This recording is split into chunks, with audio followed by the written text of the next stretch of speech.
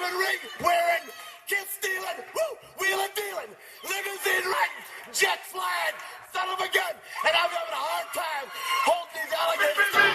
You're talking to the Rolex wearing, diamond ring wearing, kiss stealing, wheeling dealing, limo jet flying. We Rick flaring on us, flaring on us. We Rick flaring on us. You talking to the Rolex wearing, diamond ring wearing, kiss stealing, wheeling dealing, limo jet flying. We Rick flaring on us, flaring on us. Jet, we Rick flaring on us, flaring on us. It's apparent these girls staring. I'm Rick flaring, gold across my chest. I'm fresh to death, I'm Paul Bearing, not at all scary. One eye open like Betty Wops, then find to these Urkels that's going in like a carry shot. Woo! I'm going in like a Mary Pop off that Mary Crop at the top flow at the Marriott. So questioning me is like questioning you. See, we the best dressed, so come and get blessed with the crew. Not one but two, different ways to slaughter your crew. Committed tat across the chest, I guess she blessed with the truth. People want to see them checks, representation of proof. Living through my elders, trying to resonate to the youth. But ain't nothing to get my flash on. Longevity is heavily embedded in my melanin. Layman terms, I last long. My grind repetitive, I'm smoother than real silk. Lyrical cash cow, who can't cry over spilled milk. We in here. You're talking to the Rolex wearing, diamond ring wearing, kiss stealing, wheeling dealing, limo jet flying. We Rick flaring on us, flaring on us. We Rick flaring on us, flaring on us. You talking to the Rolex wearing, diamond ring wearing, kiss stealing, wheeling dealing, limo jet flying. We Rick flaring on us, flaring on us. We Rick flaring on us, flaring on us. This ain't no normal situation, this preparation with greatness. Industry full of fakeness is really up for the taking. See, life is what happened to you, more so how you take it. Don't get stripped of your knowledge and mentally leave you naked. I like to live otherwise. I'm sorry that I'm fresh to death. I put the polo and apologize. See, black son, we ain't nothing like the mother guys. Quit to socialize, we organize, then we mobilize. Off the deep end like a scuba diver. And no confusion, just keep it pushing like Uber drivers. Woo! Business fresh just like a supervisor in a Gucci visor. Can't find a smoother rhymer. You're talking to the Rolex wearing, diamond ring wearing, kiss stealing, wheeling dealing, limo jet flying. We Rick flaring on us, flaring on us. We Rick flaring on us. You talking to the Rolex wearing, diamond ring wearing, kiss stealing, wheeling dealing, limo jet flying. We Rick flaring on us, flaring on us. We Rick flaring on us, flaring on us. Yeah, DQ baby. Shout out that boy Nigga for that fire track. Hey, Black Sun, sun up. What's up, Vinny Vegas? What in Vegas? Yeah. Shout out Pharaoh's Kids, D-Phase. Yeah. Bubba C. Yeah. Rick flaring on them. Rick flaring on them. Rick flaring on them. Rick flaring, sun up, baby. Hey, yo, Scotty, we back. Yo, Appreciate you for reaching you out. star. I'm like, hey, it's Outspoken. A lot changed. Granted, the concert we still hosting. Giving you the fix you need when on the screen. The veteran, Captain Petty, giving you medicine. Come tap in. You know Scott gon' do what he do. Might not want to hear it, but here go the hard truth. Perry about the numbers, regret if you're not fact-based. When you run your lane, the numbers seem like a statue. Wait. Hey, Scotty, man, I'm not feeling it. I don't think the people feeling it. Let me get in my bag a little bit, just showing what this Outspoken really about to be like. Outspoken, this is more than conjecture. These days they land people are so glad that we got our own. Hunger insatiable, made for you if you say you objective. Hard truth offering, no offense, just perspective. Come get your dosage and go with me. We spit it like poetry. The pivot was pivotal. Could right here, but I rather not. Some say Scotty, some call him Scott. The best one since Stewart. If you know, then you know. But if you don't, then you lost. Let me be frank for a minute, cause we all know that's how Perry be. Breaking down the game for what it was, no apologies. This my hypothesis, you tune in, you like watching it. It's common sense, obvious, competent, rugged, and confident. Hey, we outspoken. We outspoken. We outspoken. This is Outspoken.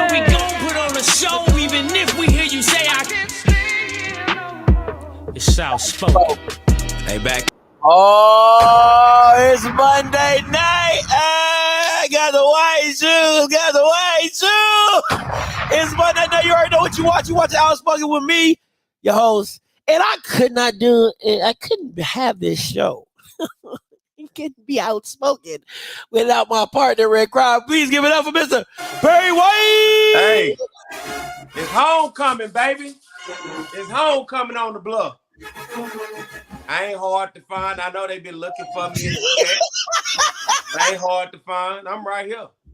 I don't know why they think I run off and hide like I'm going under in the cave or I'm going under the bed. I don't know what make them think I'm going somewhere to hide. It's homecoming. Homecoming. We haven't even got past the hump. We ain't got past Wednesday yet. How's it already homecoming? Homecoming starts. See, that's what I'm, Scotty. You'll learn at the HBCUs, right? How we do when it come to homecoming. You start sending those texts at the beginning of the week because you remember that little thing you used to fool with back in the day.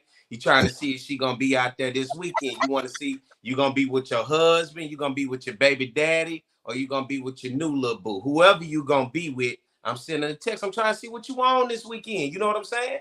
That's homecoming. That's why you start Monday. You can't wait till the last second because you're gonna let the next man get in on what you got. I mean, we already know why you already moved on. We already understand why you've already moved on. Because I'll just say one. We'll get to that a little later. But I know why you've already moved on. Oh, you feel like I'm hurt? Oh, I know you hurt. No. You called me on Sunday. Oh, I know you hurt.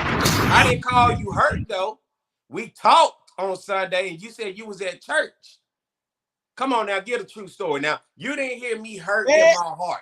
I just gave you the idea of the game. And Perry. Now don't get on here lying, Perry. Come on for the views then. Give me what you doing for the views then. Oh my Perry. So you was like, Scotty, oh, I'm hot. No. I didn't do all that. You didn't say that? I said that was some bullshit. Okay. Come on now. Anybody know me? No, I don't get down like that. I don't get emotional like that. But what I will do is tell the truth. Okay, Perry. Okay, Perry. If that's how the conversation went, in your mind. But you was in church. I was trying to be respectful too. When I call you, say, hey man, I'm in church. I'm in the media room. I was like, Scotty, I don't want to cuss because whether you in church or not, if I cuss, them cuss words still coming through your phone while you in church. So yeah, that's why I stepped outside of my church. Took the call. Oh, you had stepped out. Yeah, I stepped outside the church and took the call. I was letting them fly. I was just trying to make sure, you know. Yeah, I wouldn't let you do that. You know, I wouldn't want God to strike you where you standing. You know, that ain't right. To the home of the Lord. You know what I'm saying? So, you know, that's probably where I did talk to where you should have been at. I did speak to you, but it wasn't like I wasn't in my feelings. See, I told everybody I'm not invested, I'm supporting. Investing to get your feelings hurt and have you emotional. Supporting to just have you see it for what it is and then have me talk about what I'm gonna say tonight. No, I feel you. You know, whatever gets you through, whatever gets you through the night. You know, whatever gets you through. You know me. You know what this really is deep down on the other side. What the people don't know. You know how deep down I really feel about this right here. But it's homecoming. I ain't gonna let you and Mr. Campbell kill my vibe. I know y'all gonna try, but it's homecoming. I done sent out the text. I'm just looking forward to a good weekend. Okay, and I hope they give you one because last week, Hey, listen, let's get to some hot and viral. Listen, there's only one thing I could talk about. Really, that just really irked my spirit. Listen, man, this was just. Man, I don't want to talk about this. I got to. You go ahead and get emotional. Yeah. Let you slide. First of all, let me say this. And I hope I spelled demolishment right. I was rushing, but let me just say this. I listen. When you've watched the Cowboys as long as I have, since I was a yay, knee high to a yay to a twig, whatever y'all say in the South, knee high to a grasshopper. Ever since I have been little, I've been watching the Cowboys. So I knew by halftime, and you get in right hand like a New York back on my mother. I looked at Key. I said, babe, I'm going to give it this game until halftime. I watched it till halftime. I said, this game is over. You want to go to bed? She said, sure. And I took my butt to bed. I ain't watching not another play because I knew what it was. I've seen this team enough times to know when they ain't got it. And that day, they just didn't have it. So I don't know. I don't know to me, and I'm be honest, I've never been a Dak fan since he got Rookie of the Year over Ezekiel Elliott. I'm gonna just keep it a bug with you. I ain't never been ever since he got the Rookie of the Year over Zeke. I said, Bama's don't understand football because you will understand that he should get no credit for what Zeke did. So never been a fan after that. I think we need to move on. This was so embarrassing on prime time television. Everybody and their mama watching you get your butt whooped. Jesus, my phone. I knew it was getting worse because the text message just kept coming in, and it was I didn't look. I continued to. Hey, listen, you know what I watched? I watched this show called All Rise on Hulu. It's really good. Check it out. I'm on season 2 by now because I couldn't watch that game. So yeah, that's my hot and viral. I just had to take it. You in the same boat then, but it's just a little bit worse. So you understand what this weekend held, right? You understand it. Nah, I mean, 49ers. I didn't go to the Dallas school or nothing like that. You know what I'm saying? And plus, we still good in the, I hit the dually. We have everything in front of us. We have everything in front of us. You know what I'm saying? It wasn't a conference loss, so we got everything in front of us. So I'm going to just hit the dually. So, all you Cowboys fans out there, just hit the dually. When people talk to you, wasn't a conference loss, and we got everything in front of us. Okay, we got everything in front of us. That's how you do that right there. It's just very simple, very simple. But yeah, man, when the Cowboys lose, just don't watch ESPN. Just don't. If you're a Cowboys fan and we lose, just don't watch ESPN. Y'all set yourself up for that. All what y'all do, y'all be doing the most every year. Doing the most every year. No, every year. Every year. We were. I was that Cowboy vernacular. I was about to say we were contenders before we ran up against a contender, and they was like, you ain't there yet, my boy. You just. But you know what I do like about that before we move on, the Cowboys and 49er fans, man, you can't ask for better fans that really have pride in their teams and really support their teams each and every year, man. 49ers going all the way back into the shoot my whole life.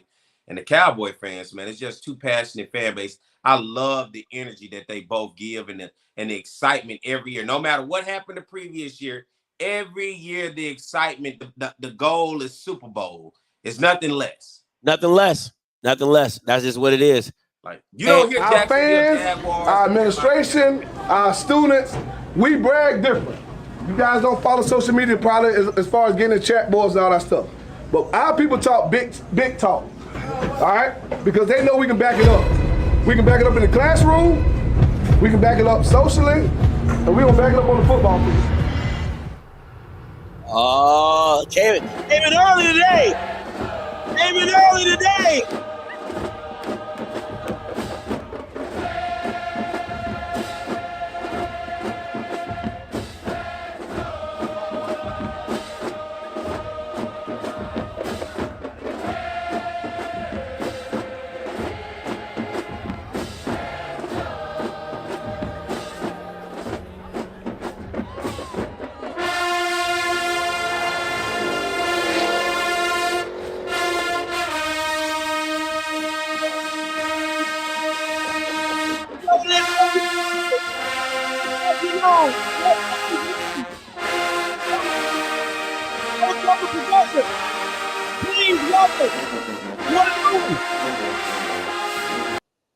Mr. Campbell!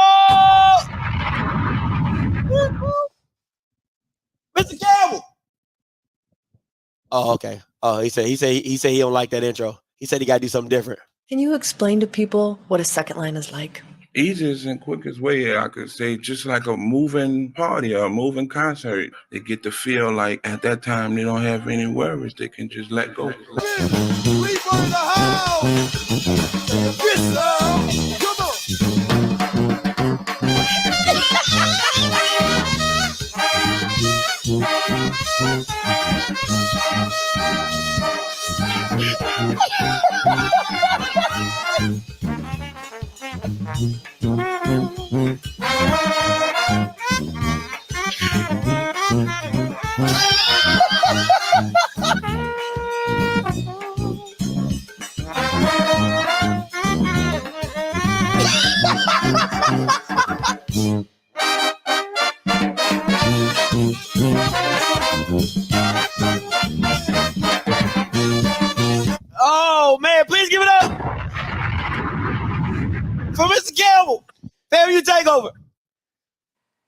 You know what it is.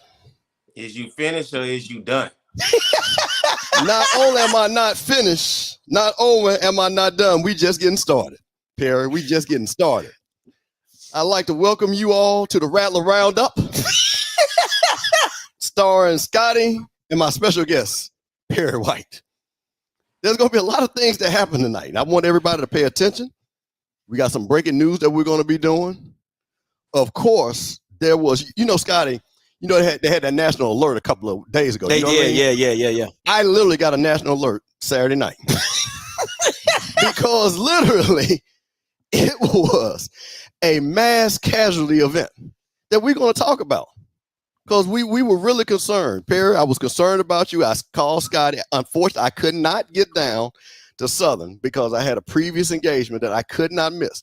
But my nephews, who I deputized, took over the mantle. So we are here because we got to start this thing early because this is breaking news, y'all. This is like CNN breaking news. So we just got to get right to the crime report. We just got to get right to the crime report. So, we got to get the setup, y'all. So just give us 1 second here to get this thing right here. Because this is something big, Yeah, let's do it like that. Let's do it. Okay. So, Scotty, in the criminal justice system, the people are represented by two separate yet equal important groups. The police who investigate the crimes and the district attorneys who prosecute the offenders. These are their stories. Now, here's what happened on September 7th, 2023 at approximately 11:30 p.m. at Mumford Stadium. Perry knows this. Baton Rouge, Louisiana. We even got the zip code 70807. The off-script division was called to a mass casualty event where over 16,000 Jag fans had their heart taken by the FAMU football team. Now, Scotty, this was a very heinous crime. We had dead Jags laid all around gumbo pots and daiquiri cups. Coach Dooley was provided armed security by FIFO. You know FIFO, some bad boys. To lead the stadium to protect them from the last living Jag fans. I called and we had to get Red Cross involved. We had to call the Cajun Navy, even the National Guard, because of all those dead Jags that got their hearts taken Saturday night. It was a messy scene. We didn't even have enough crime scene tape. We had to go to Home Depot to even get just some duct tape just to put around them bodies. That's how bad it was. But Scotty, after a mass casualty event like this, for the very first time, the very first time, we had to call our off-script grief counseling division. This is our off-script grief counseling division. The off-script grief counseling group understands, Perry, that everyone grieves at their own pace and in their own ways. You called Scotty Sunday, you were grieving. We know that you are hurting. We know the SU fans are hurting.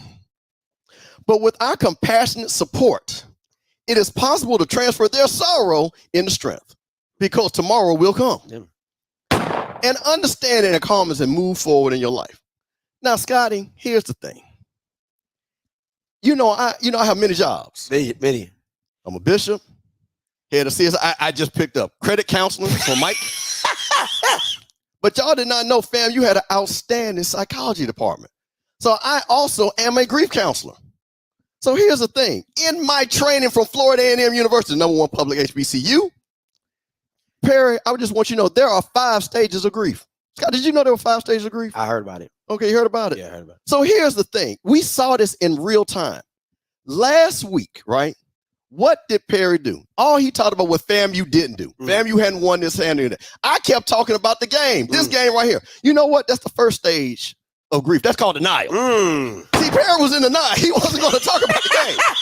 So you won a championship by beating Southern. Denial. That make you feel like you won a championship by beating Southern. This is going to tie into what we're going to talk about later. Yep. I just want to make sure before we move forward. Does this make you feel like you won a championship? That outburst. See, but this is what we talk about tonight. Okay.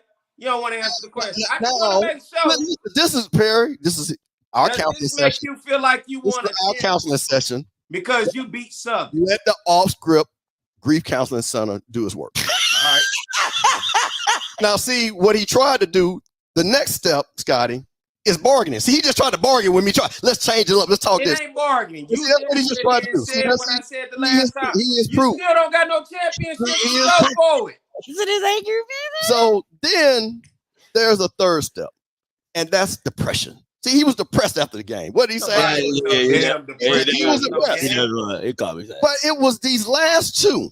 See, now you making up shit. Nobody was no depressed after no game. They weren't You depressed. didn't even talk to me after the game to even know how I felt after the game. I know you called Scotty on a Sunday morning. I called Scotty because we did a recap and talk about everything. You doing is call about we should have won that game. I'm just saying. That's not what was said. I'm just saying. Was you on the phone? So listen. See, this crime report is fraud because you getting your information from a bad Easy like source. Sunday morning. You see what I'm saying? So you was This there. goes- I said there's 5 stages. This is denial again. We No, it's talked not. This is you making up. bargaining and depression. They call this propaganda. See, but here's the thing. There's one, as you can see, that really concerns me. That's very dangerous. It's called anger. See, what you see is anger. Scotty, let me show you the off-script grief counseling video from Southern showing anger. Show the for the clip. All that nigga. That bitch needs to go. He needs to fucking go. All that nigga. That bitch needs to go. He needs to fucking go. Now, Scotty, You can't put that on me. that's not the definition of anger. I don't know what is. If that is not one of the 5 stages of anger, I do not know what that is. That's why we're here, Scotty. Because we need to deal with that anger from that young lady. You know, that lady is a Southerner. She's on the field. You know, mama got some money. And she dropped more F-bombs than Eddie Murphy. So that is what we call anger. But Perry, What this got to do with you speaking on behalf of Southern or you speaking on behalf of FAMU? Is what I'm trying to see. This is the last thing that we have to deal with. And this is what I'm trying to get you to. You know the last step, Scotty, of the 5 stages of grief? It's acceptance. Perry, we need you to get to accept the fact that y'all have gotten y'all ass kicked 9 out of the last 11 times. You have lost to FAMU 5 straight times, and basically y'all are a band school. I need you to come to that acceptance, because once you come to that acceptance, Perry, you can enjoy your homecoming. But until you get over I'm going to enjoy my homecoming without FAMU. Y'all don't make a break to homecoming. Enjoy your own homecoming. Until you get over these 5 stages of grief, Perry, I'm going to be worried about you. Don't be worried about me. As we saw that lady. That was a lot. Don't be worried about me, brother. I'm okay. I think the chat would agree with me. There was a lot of anger, wasn't there? It seems like a lot of anger. Does it? How does white people? Perry, you sound mighty angry, don't you? Yeah. Yeah, mighty angry. Like you had an enjoyable time. I'm not gonna let you come on here and try to skew this man for you. Enjoy your W, bro, and go on back to Tallahassee. Congratulations. Oh, we tried. You won that. You got that. See, this is the thing about people getting mad at FAMU. Ain't nobody mad at FAMU. This is why people You making yourself more relevant to you than you are to me. Well, let me tell you, y'all are clearly irrelevant to us because we whoop y'all ass every time we play. Well, then why you on here doing a report because you want to focus on us? You care about Southern. It sounds like you worried about us. A crime had occurred. Thank you. I don't the understand. national alert went on. What am I supposed to do as an officer of the court? Come on, man. What am I supposed to do? You supposed to go on about your business because this ain't got nothing to do with you. You clearly. more worried about us. If you gonna come on here with a report, talk to me about how the FAMU people feel in terms of your I am concerned because see, we're all part of the bigger HBCU family. Are we not? So if my brother hurts, I hurt. You don't really hurt though. That's fake love. I am. Come on here with fake love though. We don't do that fake love shit around here. Man. Again, like I say, I'm just going to say this and then we can move on. But let's just recap these 5 stages of grief. Denial, which we saw. Yep, earlier. Bargaining, which we saw. depression, which we clearly are seeing. Yeah. Anger, we got video testimony. Video estimate. And the unfortunate thing, we just cannot get to acceptance yet. Let me ask you this, since Scotty laughing, go back to that last, what you just put up on the screen, Scotty. Read that underneath that rattler, Scotty. Oh, I can't read that. Well, stop laughing, man. You can't even read that. Yeah, stay out of this. You keep joining shit that you ain't got no business joining. Let the good times roll. That's what you're talking about. No, I asked Scotty to read what that is. This is a Facebook group post. I don't matter what the face you put it on here. Yeah. As though you knew what that said. Well, guess what? Rattlers do. So how about that? Because I went to FAMU. I just told you what it said. Yeah, you had to say it in English. Well, listen, all I'm going to say is this. You can say it in French. You can say it in Spanish. You can say you got your ass whooped Saturday night. Now, that I know that language is universal. And I don't want to hear from you because just like Mike Reed, all y'all do is talk this talk from afar. Y'all don't never show up to nothing. You knew this game was going to happen since last year when you saw it on the schedule. Now you got to be at all of a sudden. I had a pre-engagement. Wow. And you speaking on something you wasn't even at. That's the point that, no, tell the truth. You talk about stuff and you won't show up. Boy, it's the same thing with Jackson State fans. It's like I see Southern Jackson, y'all real similar in a lot of effects. No, we ain't similar on nothing. Yeah, you are. I'm gonna tell you what's similar. You go back to an irrelevant topic. Oh, we leading attendance. They ain't got shit to do with the game. It ain't about leading no attendance. What I do know, you not in attendance. Oh, you didn't attend the game. That's Mike Reed and you didn't buy a ticket. Stephen Campbell. Ain't got nothing to do with your loss. If me being in attendance would have Julie coach better, maybe I would have been in attendance. But they ain't got shit to do with your coach. Listen. You speaking on what ain't even got nothing to do with you. They you didn't go to FAMU, nor did you go to Southern, so you can't even speak on it. This Mr. Campbell. And when I'm telling Mr. Campbell, just like how he doing with you, sitting at home talking about something he heard about or something he said somebody saw. Y'all don't go to games, but y'all sit here and talk all this. So now we can't talk about games because we ain't go to them. I'm not saying that, but you can't come on here and do what he doing and then speak as though he was there. So you saying he can't talk about a game because he didn't go? You're not listening. Hold on, because you speaking for him. You his attorney? I'm asking a question. I'm talking to Mr. I'm asking a question. Refer to my question. I'm not speaking. I'm asking a question. It got something to do with Mr. Campbell. I'm asking a question. So can we not talk about the game because we talking to Mr. Campbell, not you. I'm asking a question though. I'm not talking to you. I'm asking my question towards you. You don't hear what I'm saying. The point what I'm saying, I'm talking to Mr. Campbell because this is his crime report. You're just here to co-sign on the crime report. And what I'm saying to Mr. Campbell, you said you was going to come to the game. You said you was going to be here to support your team. And now you saying you had previous engagements when you knew what this game was going to be. You knew this game was on your schedule. Then you come here and talk all that noise for you. I think we're getting ready because let's see if we're going to get what I think. I just want you to understand that. Y'all don't never show up. I don't know why y'all scared of Baton Rouge.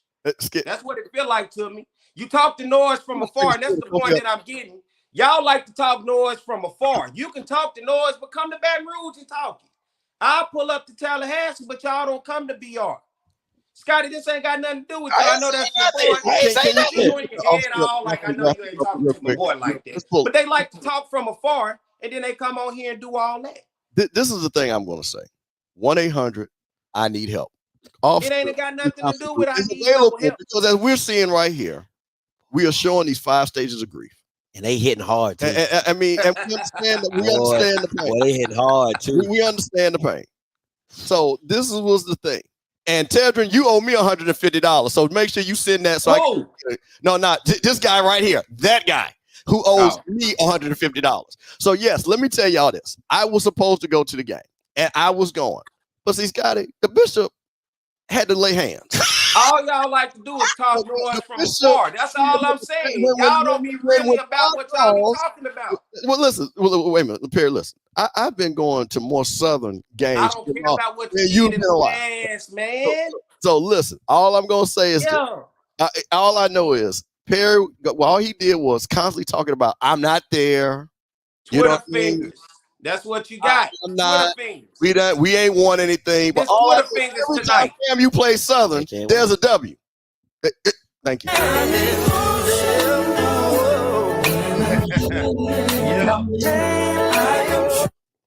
Boy, y'all look like brothers. If I y'all listen, man. I'm talking about. Got called a spade, my boy. Yeah, y'all look like brothers, boy, I'm telling you. That's it. That's all I'm saying is everybody like to do a lot of talking with the games that's in Baton Rouge, and if you win, you won. Congratulations. I got my own place where I'm gonna go when I talk about the game. But to come on here and paint this picture and to do that and then do it from afar when you could have came to Baton Rouge, Big Money, I don't take that. You could have flew in. You Big Money, remember? You flew in right before the game, Big Money.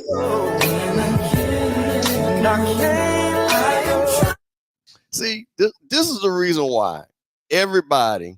Now you talking about why people don't like Southern people because this is why they're in denial. This is why they the band school. Because this is the one thing I told you. What did I tell you, Scotty? All we did. You know what I know? Hey, this is what I know. Fam, you so happy. That's how I know our brand means something. That's how I know our brand is something. Fam, you done played plenty games all season. I ain't heard them feel this good. That's how I know we mean something. Oh, man, we beat Southern. I know it means something, right? Oh, it make you feel good about you know what? You know what? That's what I know. That's what this is telling me. Envious. Perry, let me ask you envy. I know envy when I see envy. Well, I'm going to tell you what I do. I know denial when I see it. I know envy when I see envy.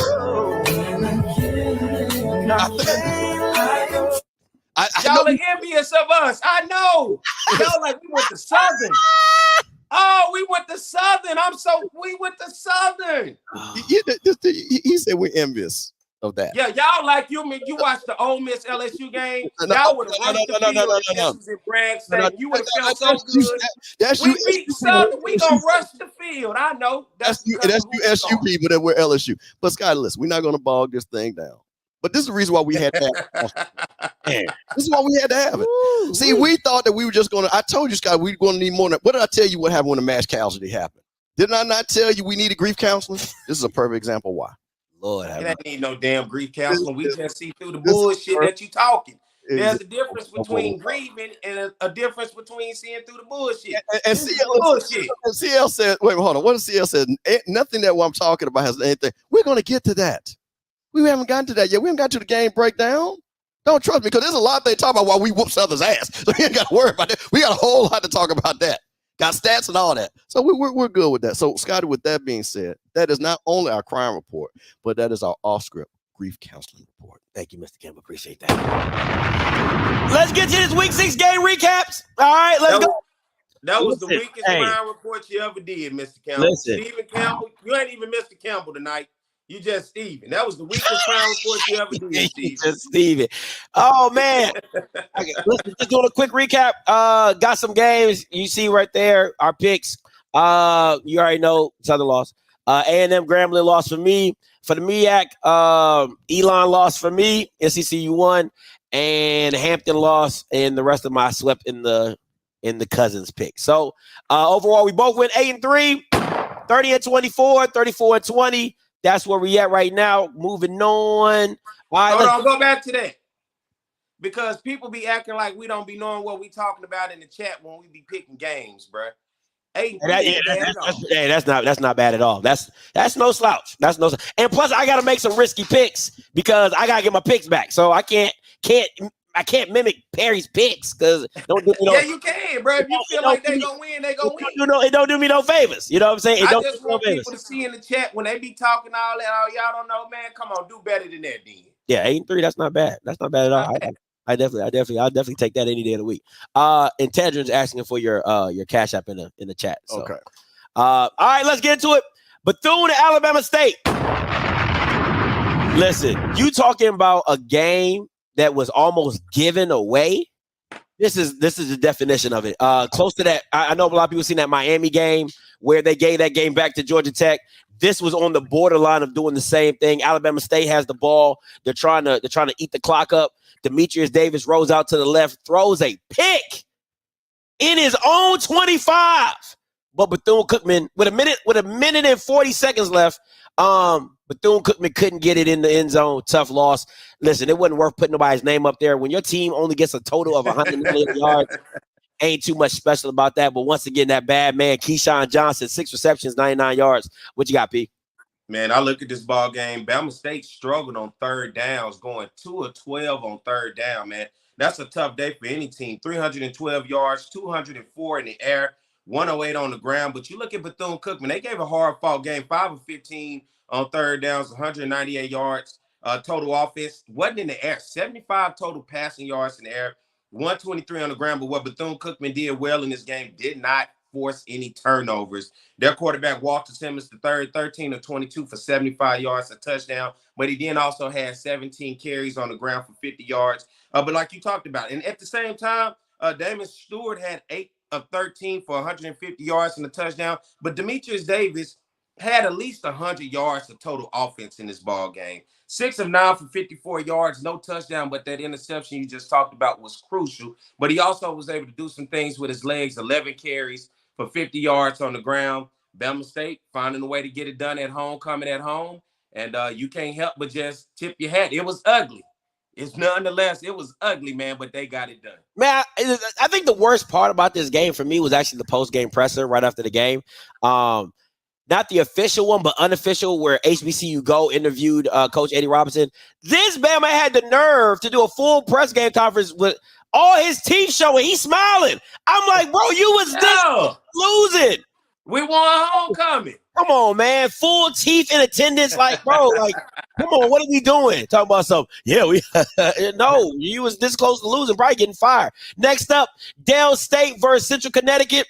I picked this one. Listen, at halftime, this was a toss-up. Listen, at halftime, let me tell you what the score was. I know none of y'all Bama's watched this. I did. Okay, I wanted to make sure. I needed a pick to come through, so I watched this game. At halftime, the game was 21-7. The game. Listen to what I'm saying. Delaware State had 7. Central Connecticut had 21. So they went on a flurry in the second half of putting up points. Marquis Adams, the quarterback for Delaware State, 16 of 28, 301 yards. Those 2 interceptions came in the first half. Elijah Howard. Listen, Central Connecticut straight up ran the ball. Had 2 runners over 100 yards. Elijah Howard carried 23 yards, 257 yards, and a touchdown. I mean, that's passing yards. What you got, P? This was a video game right here when you look at especially Central Connecticut. 5 of 13. They gained 30 first downs in this ball game, Scotty. 30 first downs. That's a lot of first downs. And you can do that when you run the ball. 584 total yards in this ball game, 86 in the air. You know how many on the ground? 498 rushing yards in this ball game with 0 turnovers for Delaware State. They put up some offensive numbers as well. 426 total yards, 301 in the air, 125 on the ground. But you know what killed Delaware State? Turnovers. Yeah. 4 turnovers in this ball game, 2 fumbles, 2 interceptions. You talked about Marquis Adams. He's 16 of 28 for 301 yards, 3 touchdowns, 2 interceptions, but he was able to do some things with his legs as well. 12 carries, 46 yards, and a touchdown. On the other side, when you look at Central Connecticut, Elijah Howard, you have up there 23 carries, 257 yards, man. What do you do with that? And then Malik Thomas, 10 carries, 113 yards, 1 touchdown, man. It was nothing Delaware State could do with Central Connecticut, but hey, they kept up, fought to the very end, ended up falling down by a touchdown. Yeah. I thought it was going to be a straight slobber knocker by Central Connecticut, but Delaware State pulls it out in it. Listen, that Bama gets a mug shot because that Bama is a thug. Okay, he is. That Bama is different. No disrespect to his mama or his dad, but not a bad thug. Just like he's hardcore. You know what I'm saying? A&M. What's it? Gulf Coast Classic or Don't Go to Mobile game? That's what I'm calling it. Don't Go to Mobile game.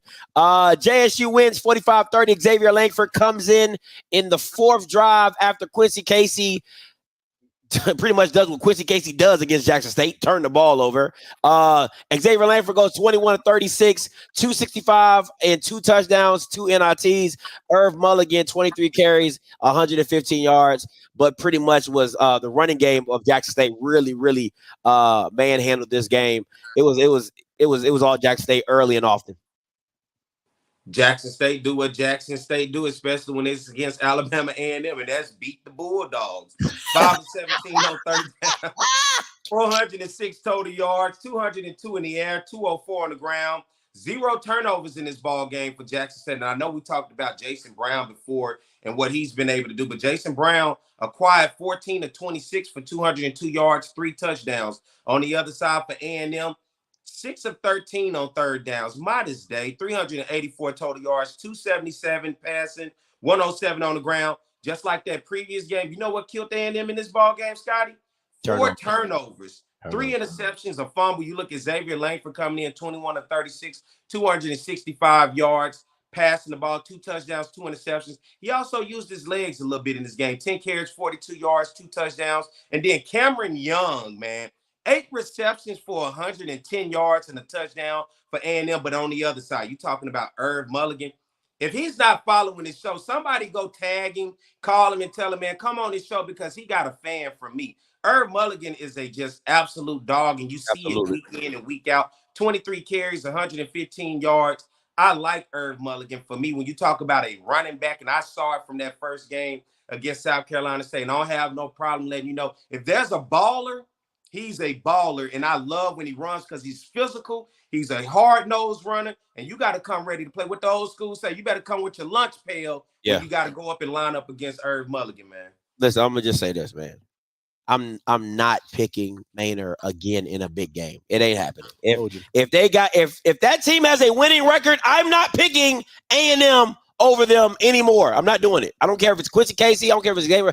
I don't give a damn if Akil Glass comes out of retirement and plays for them. I'm not picking A&M again. That's 3 years running. They've made me look like a fool. I'm not doing it. Connell Maynard is all bark, no bite. Simple as that. He's the dog that barks with no teeth. That you think gonna bite you until he get up on you and it's gummy. That's him. They have no bite in terms of Alabama A&M, and this is why when I say the hot seat, he got to have the hottest hot seat because it's like A&M. What are you doing? So here's the thing, and I just gotta say this about Irv Mulligan. You know, like I said, my family texts me, and I'm talking about them old heads. They go way back. And when the old head said, and this is for Jack State people, do you ever heard a player named Lewis Tillman? No. Well, Lewis Tillman was the guy that broke Walter Payton's rushing record. And he played for the Giants, won a Super Bowl ring. My cousin, who played on that team, said, that guy's a faster Lewis Tillman. Ooh. That's a huge compliment when you're in that rarefied air. Because like I say, you got Walter Payton and you got Lewis Tillman. And for people to mention Irv Mulligan's name with Lewis Tillman, that's pretty impressive. And I saw that boy run that ball. And like I say, he is really keeping that offense moving. Yeah, absolutely. Things like that. So, yeah. Let me ask you about this. Quincy Casey has had success at A&M in the past couple games. And I know you talked about the offensive coordinator and the whole debacle between Casey and Langford. What was your thoughts on the quarterback situation for this game? It's what it's always been at A&M, right? Because this is the problem that I have, is that there's nobody that you can trust. If Akil Glass had done that, what Quincy Casey had done, they weren't going to bench him. They would never bench him. Even though, and listen, you can say whatever you want about Akil Glass. Akil Glass never beat anybody important in the SWAC. Never. You can go look at Southern. Never beat Southern. Never beat Alcorn. Never beat Grambling. So I'm like, and people have this esteem of him, because he has all these yards, but he doesn't have the wins to go behind him. But he has this fair air that you could never do this to Akil Glass or whatever. So to me, with A&M is you got to roll with somebody. If it's Xavier, you got to live with the ups and downs of Xavier Langford. If it's Quincy Casey, you have to live with that. You got to, because let me say this: if Musa does what Quincy does, you think Willie pulling them out? What did Willie say? This is my quarterback. This is my quarterback. This is my quarterback. You think if Harold Blood throws 2 picks, you think Dooley taking them out? No. So you got to rock with somebody and let them roll. Go ahead. How you feel about that? I mean, they seem like Xavier Langford with 36 passing attempts. How you feel about the pullback of Quincy Casey in this ball game? I look at it like this. Okay, Quincy Casey had 2 turnovers.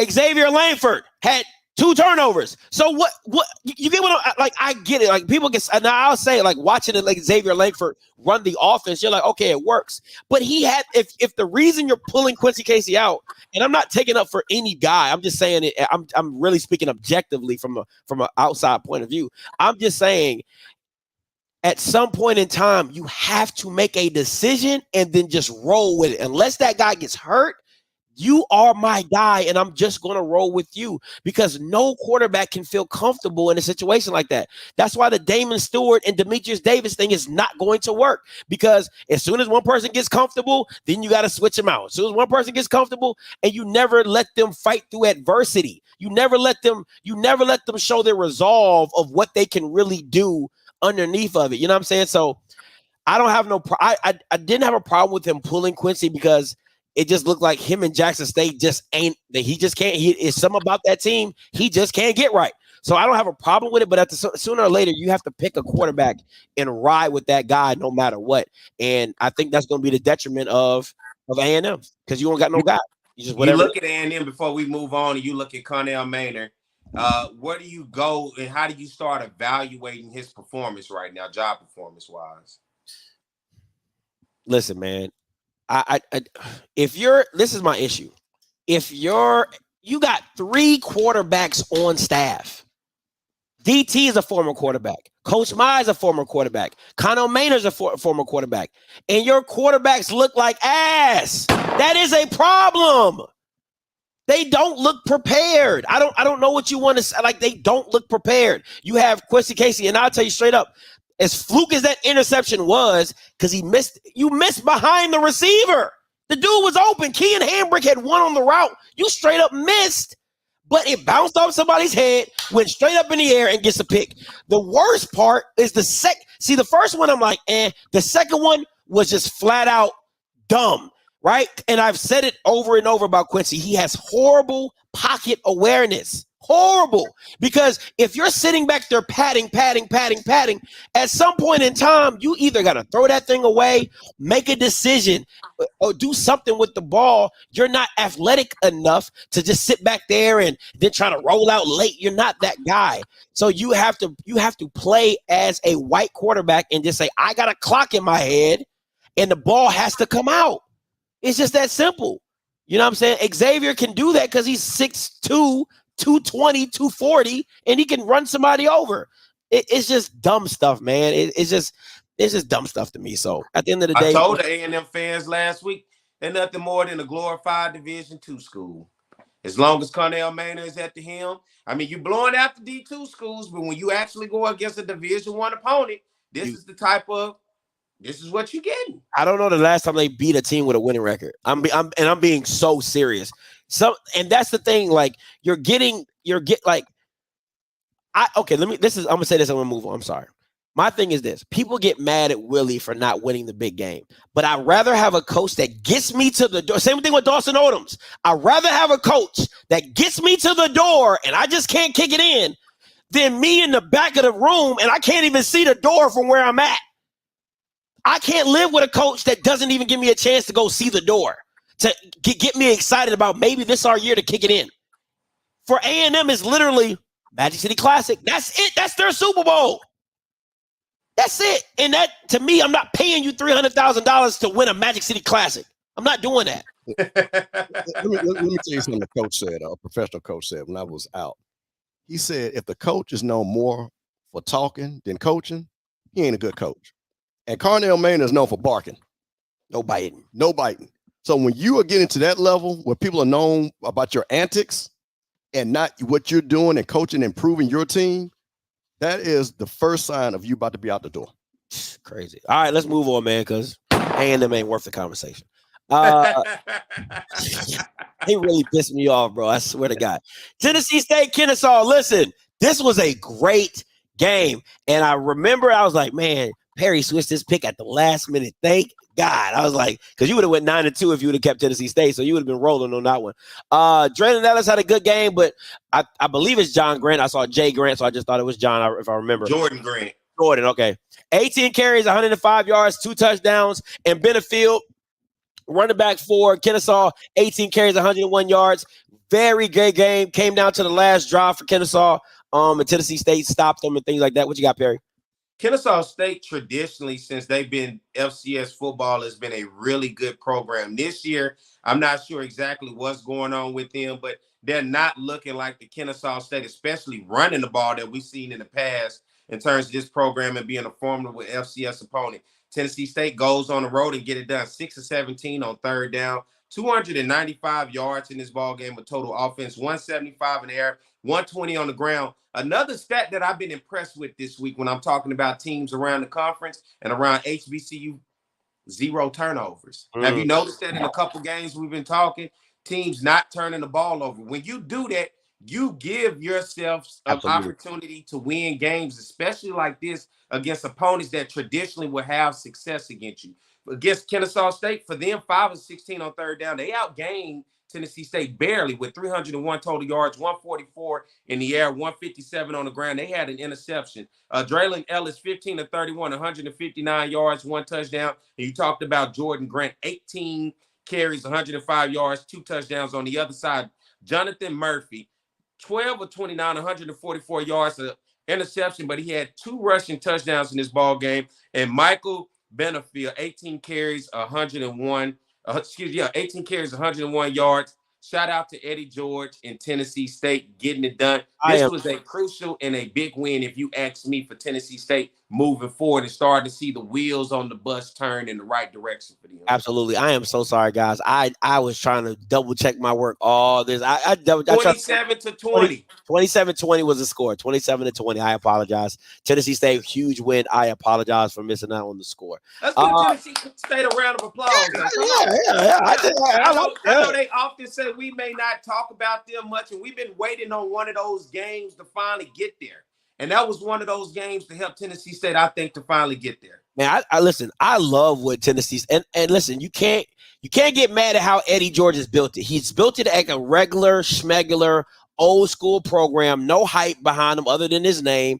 You know, just getting the right pieces in there, believing what he believes. They have a quarterback that's competent. They have a great run game, and they have a really good defense. So he's just playing solid football, and they're being competitive. Like, I would not be surprised if you see them a contender in the OVC, number either win it or be number 2 or 3 in the conference. And listen, if you can bring Jalen Ellis back for another year, I believe he has eligibility, and you get this thing back on course, I can see them taking over the OVC in the Big South. Let me tell you something. They can win 8 games. And I'm gonna tell you something. This goes back, if you know HBCU. Tennessee State is one of the traditional powers. And I'm telling you, they are a sleeping giant. If they get it where those kids in Tennessee and Atlanta that they used to get start coming up there, they're going to be trouble. They're going to be hell, because the one thing that Eddie George does, he still does have a name. So it is impressive when he walks in that door. And what he has to show is that, hey, I can win. If you come, we can win the whole thing. We can win. We can win the whole thing. So that's where the level he's getting to. Now he's showing people he can win. If he can get to 8 wins, they're going to have a hell of a recruiting class next year. And I'm talking about with a lot of transfers and guys like that. No, I get it. And he's still going out and getting those freshmen, those high school guys that, you know, that build up your program and build the traditions in your program. So got to give respect where respect is due. All right, listen, this game, man, I watched this thing. Elon should not have been on the field with these boys. I'm gonna just tell you, if you didn't watch the game, you don't understand how dominant North Carolina Central was in this game. Davis Richards, 21 of 35, 171 yards, 1 touchdown. Also with 11 carries, 114 yards with 3 tubs. Elon Dowling, the quarterback, 21 of 35, 171 and 1 touchdown. This wasn't a contest at all. What you got, P? You know, you look at North Carolina Central right now, they continue to prove to me why they're the best HBCU football team in the nation. And what Trey Oliver has built, I feel some type of way to know we had this guy right here at Southern University as our defensive coordinator, and the relationship that I had with Trey Oliver while he was here. A very great guy, and what you see is now his personality and who he is as a man take over to build men on this team. And you talking about going out, and right now, most of the times when we talk about great HBCU football teams, we talk about only what they do against other HBCUs. But to see what this team is doing in non-conference, holding their own and playing bully ball, to me, that's what it is. It's bully ball. The other teams don't look like they need to be there with them, and that resiliency. You saw that with Campbell. 5 of 11, and Mr. Campbell, I don't know how you even went against Campbell, knowing that's your namesake. I got to go back on that. I don't go with the slave owners. I go with the slaves. Thank you, sir. 5 of 11 on third down, 378 total yards for North Carolina Central. The Eagles put 171 yards in the air, 207 on the ground. You want to know something? You heard that stat I talked about again and again and again. 0 turnovers. These schools are doing great. When you don't have no turnovers, you put yourself in positions to win ball games, right? These teams look for you to beat yourself, and they capitalize off of it. 0 turnovers. Elon 7 of 16 on third downs in this ball game. 364 total yards, 282 in the air, 82 on the ground. They had an interception. Latrell Collar, 11 carries, 95 yards, a touchdown, and Matthew Downing for Elon, 10 of 15, 163 yards, 1 touchdown, 1 interception. Davius Richard right now is clearly, I talked about Christopher Zealous, but his up and down. But this dude, Richard, is the real deal. He is the best football player in Black college football, and he is a refreshment when you look at a quarterback that is a true dual threat and can lead his team. I like this dude, man, and what he's been able to do and the way Trey Oliver has continued to build him up. This dude is the real deal. North Carolina Central is the real deal. No, it really is. And all I would tell y'all is, listen, you still got to wait for conference play. I don't care what listen, you can NCCU has been good for last year, and they lost to South Carolina State in Orangeburg, a bad South Carolina State team.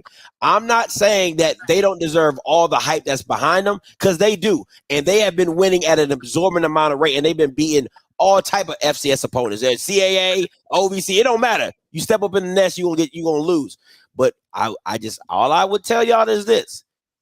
Conference play is around the corner. And I'm telling you, that NCCU and Howard game is going to be something to see. That's all I'm gonna say. All right, it must almost be Halloween. Yeah. We know that's when the MEAC kick it off. It must be Halloween soon. You know it. Let me y'all look like y'all ready for Halloween with them ugly ass colors y'all got on. Trick or treat. Denial. Like. See, denial. But I want to talk about something about Central. What I like about them, they are just tough. Yeah. And when you have a tough football team, you don't worry about anything else. You know what you are, and they don't try to pretend to be anything else. They ain't trying to pretend to get a whole bunch of transfers and be flash and all that. We got a tough football team, homegrown guys that know what that coach wants, and they play it to perfection. Simple. And anybody don't be too mad at Trey Oliver. He did go back to his alma mater, so NCCU is his alma mater. So you know what I'm saying. Howard versus Northwestern. Now I'm gonna be honest. I didn't expect this score, but going into the fourth quarter, the score was 7-23. So they made their run. It was either 6-23 but they made a run. They made a run in the fourth quarter to get back into the game to make it respectable. But I don't care 21 carries, 177 yards. This is the son of Edgerrin James and a touchdown. That says something to me. Running like his daddy. Man, his daddy. That says something to me. I got to go back and watch this game in the Big Ten to see what it looked like. But just to get the overall picture of it. But Northwestern, 23-20. Sullivan, 13-18, 131, 2 tubs. Listen, I'm going to tell you this. They got a game against Harvard. Seeing them play the way they've been playing these opponents, I'm like, might give them a shot. Man. Like, give him a shot. Man, it's Howard has just looked good. Howard wants some folks' money on the bet line, though. I tell you what, they covered. They definitely did that. They definitely did that. What you got, P? Howard outgained Northwestern in this ball game in total offense. 331 total yards of offense for Howard to Northwestern's 312. Of course, if you've been following Northwestern, you know their former head coach Fitzpatrick, Fitzgerald, whoever Fitz something, he's suing the school because of some issues that they had preseason. They had to let him go. So they have a little turmoil. But it's a smart school. He was really the best thing that ever happened. But to see Howard go in there and outgain them, 169 yards passing for Howard, 162 on the ground. Scotty, what have I continued to say over and over and over and over? 0 turnovers. I'm loving that stat. You give yourself a chance against anybody when you have 0 turnovers. And Howard has 0 turnovers in this ball game, but for Northwestern, 7-13, 312 total yards, 131 yards in the air, 181 on the ground. They also had 0 turnovers. You're talking about James, that 21 carries for 177 yards, 1 touchdown, and Quentin Williams, 18 for 30, 169 yards. You just look at Howard. They're like the little engine that could. Man. They're trying. They're literally knocking on the door. A few swings between Howard and Morgan State, man, that can be something really special. Man. And that's why I know what you're talking about waiting into conference play, because these teams have shown us outside of conference what they're capable of doing, and they can make it real tough amongst each other once conference play starts. I think you're going to see some really interesting football once MEAC conference play starts, and these teams have continued to show you. And when you look at what Howard, and I'm going to throw Morgan State, the way that they continue to fight and claw, man, I'm a little nervous for North Carolina Central as the time draws. I know they've been right now the best team, but it don't look like they're going to let them go and walk off into tonight very easily. Absolutely. And MEAC Football Network, shout out to you, my boy, man. You the GOAT. After this, Joker, I'm going to watch that Jake tonight. Shout out to you, my boy. Thank you so much. And make sure y'all tune into SWAC Football Live, too, for the recaps of some of those games as well. So you can go on YouTube and watch some of the recaps of the games. Let me say this before we move on. NEC, that Central Connecticut and Delaware State game, they had that jank on NEC Live. I think that's what it's called. Totally free. Nice production. All the games lined up from the NEC. So whatever you wanted to see, can't get none of that from, man, I swear to God, bro. Just got to get bootleg YouTube feeds. Dog. Man, I gotta go to HBCU Go. I can't really watch it online because in 10 minutes. Oh, it's always going to don't get that error. You're going to get that error. I mean, that thing errors are more so than Windows 95 back in the day. Dog, it sucks, man. Absolutely sucks, man. NEC front row. Man, that thing was so nice, man. Killing me, boy. We can't get nothing right. All right. You talking big bad brains. you talking about hurt. You talking about hurt. Grambling loses to Alco 25-24. Miles Crawley 14-27. Pick your energy up. 233. 1 tub, 3 NITs. Antonio Jones, 3 receptions, 190. That kid's special. Aaron Allen, 20 of 31, 248, 3 touchdowns in NIT. Okay, let me say this. Okay. First of all, the refs in this game were absolutely atrocious. Absolutely. There's SWAC refs, and then there's refs for this game. And they were just that bad. Right? Let me say this. And I know I know some of the Grambling coaches watch me. Let me say this and listen to me. Let me blow myself up because they really gonna piss me off. If your running game is not going, if it ain't clicking, you have too many special wide receivers to not go to the quick passing game and make it work that way, i.e. smoke routes, now routes, tunnel screens, wide receiver now. The same thing literally the same thing you did against PV, you could have done against Alcorn, and that would have supplemented your run game. Now, I still believe you need to run with chalk and be creative. Like, stop doing that freaking inside zone, man. Be more creative, man. Jet sweeps with Javon. Jet sweeps with Antonio Jones. Put chalk in them on the slot. Do a jet sweep. Be more creative. Hugh Jackson, former NFL OC. Sorry, that just really set me off. It's no way Alcorn. And then Miles, you can't throw a pick six on a screen. You can't throw a pick screen. You can't throw a pick six on that running back screen. Put it in the dirt. Throw it in the ground. I watched this game, and because it was on early, and I was able to watch this whole game. The one thing I got to give Alcorn credit, they capitalized on every turnover. Every time. And that was right there. When I saw that, and this is what I told you why I had to go. I wanted to go Grambling, but it was just something that was just, because Hugh Jackson still is something about that team just has not ready to mentally right. And I'm like you with the interceptions. You were the last one the guy made just I don't count that one. But the one you're talking about, that you know how you just watch, you want to throw the TV against the wall. I was just like, come on, man. You can't do that. You can't do that. You can't do that. So shout out to Alcorn. That was a very big win. And you know what I like? I like it's about to be chaos in the West. It's like a straight three-way tie. Right. All types of crazy. Yeah, I don't think Southern's in that tie. Southern in that three-way tie? No, I don't think Southern in that. We'll talk about what their real record is. All right, go ahead, Perry. It's on you. I don't even know why Mr. Campbell even talked. We ain't even got to FAMU yet. So we're talking What this is Outspoken with Perry White. Mr. Campbell, we'll get to you when we get to This is the Ratlatego. When that sir. We pull up, I'm on appreciate the you, host. sir. Hold on. We appreciate you, sir. Okay, EA, and all you other, who's better? Right now, if you say Musa, that's just out your cotton pick. You're not. No. The only person that is on Miles's level at this point in time, in my personal opinion, is Aaron Allen, because of the consistency. That's it. Like, ain't nobody else. Ain't no Harold Blood. Ain't no Jeremy Musa. Ain't none of them. No. Now, let me ask you. No, I'm gonna ask you a question, because I'm gonna play the defender of Musa. If his stats, hold on, man. We ain't there to FAMU yet. Yeah, okay. Let me get my Alcorn. Go ahead. Sorry. Yeah, well, you're right. You're right, Perry. Look, I know you're trying to make it about FAMU tonight. We gonna get there. No, it's fine. I'm not going anywhere. But listen, you remember when we talked about this last week, fellas, and I told y'all about the SWAC and how crazy it can be when you talk about two teams that have a history of Grambling and Alcorn? Look at the final score, 25-24. Does it get any more wackier than that? And you know what Alcorn Band did in this game? Did you watch this game? Did you go back and look at this game, Scotty? I watched it. They played the GSU chant back at Grambling. Yeah, I know. I said, damn, boy. Hey, can't get no you more. Didn't come to play when you practiced that. Right? The ASU chant. Man, but you look at this ball game, man. Shout out to Fred McNair finally getting the wheels back turning in the right way. 4-12 for Alcorn on third down, 319 total yards, 253 in the air. They couldn't throw the ball just about 3 weeks ago.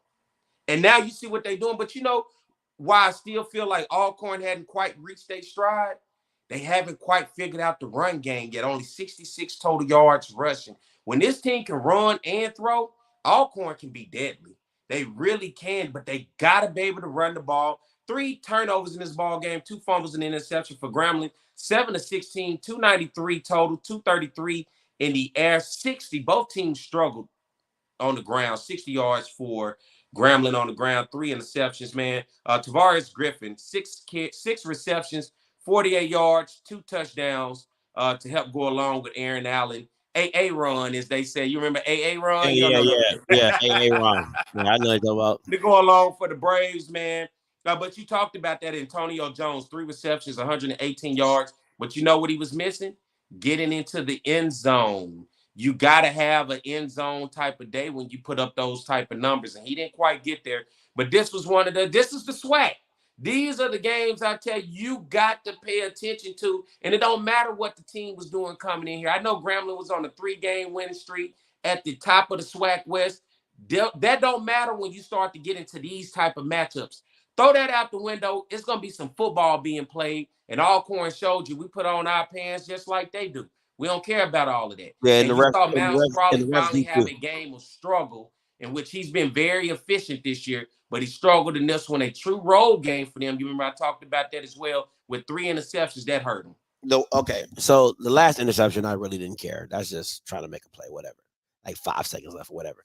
The interception on the drive to go win the game was a absolute killer because you didn't need it. I don't understand why quarterbacks feel like it's like in basketball where you can take a 2, you can do the layup and then come back and play defense and, kind of foul or whatever.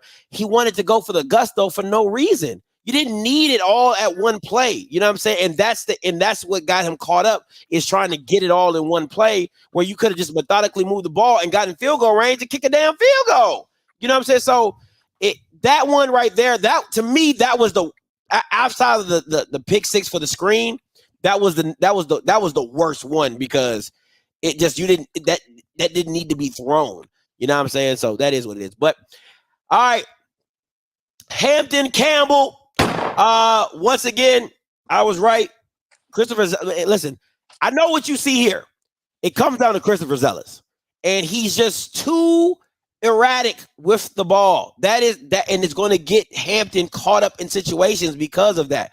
But Hampton running, I'm telling you, they are probably next to Grambling, they probably are the most explosive team because Elijah Burris ran for 15, 113. Their backup running back got 17 carries for 124. And then you got Christopher Zealous on top of that, who can get you about 60 to 100 yards. So that's crazy. But they end up losing this game to Campbell. Heisman League goes for 14-21, 238, 2 touchdowns and an interception. What you got, Perry? Oh, Mr. Campbell, this is people. He can speak here. No, I'm not gonna speak on this. I didn't even watch this game because I told I didn't care nothing. But like I said, I'm not no supporter of Campbell because, like I said, there was the bandwagon hater team, so I could give a damn less about Campbell. So no conversation from me. Sorry to I understand you won't be showing up to that family reunion. I got you, Mr. Not even close. Hampton, man, what are you doing? Are you talking about an inconsistent team? You're hot and cold. 1 week you make me love you, the next week you make me hate you. You ever seen those sweet and sour commercials with the little candy? The sour when they walk up, yeah, and when you eat them, and I don't like you, then I'd like you. Like, that is Hampton, man. And they just make you really scratch your head.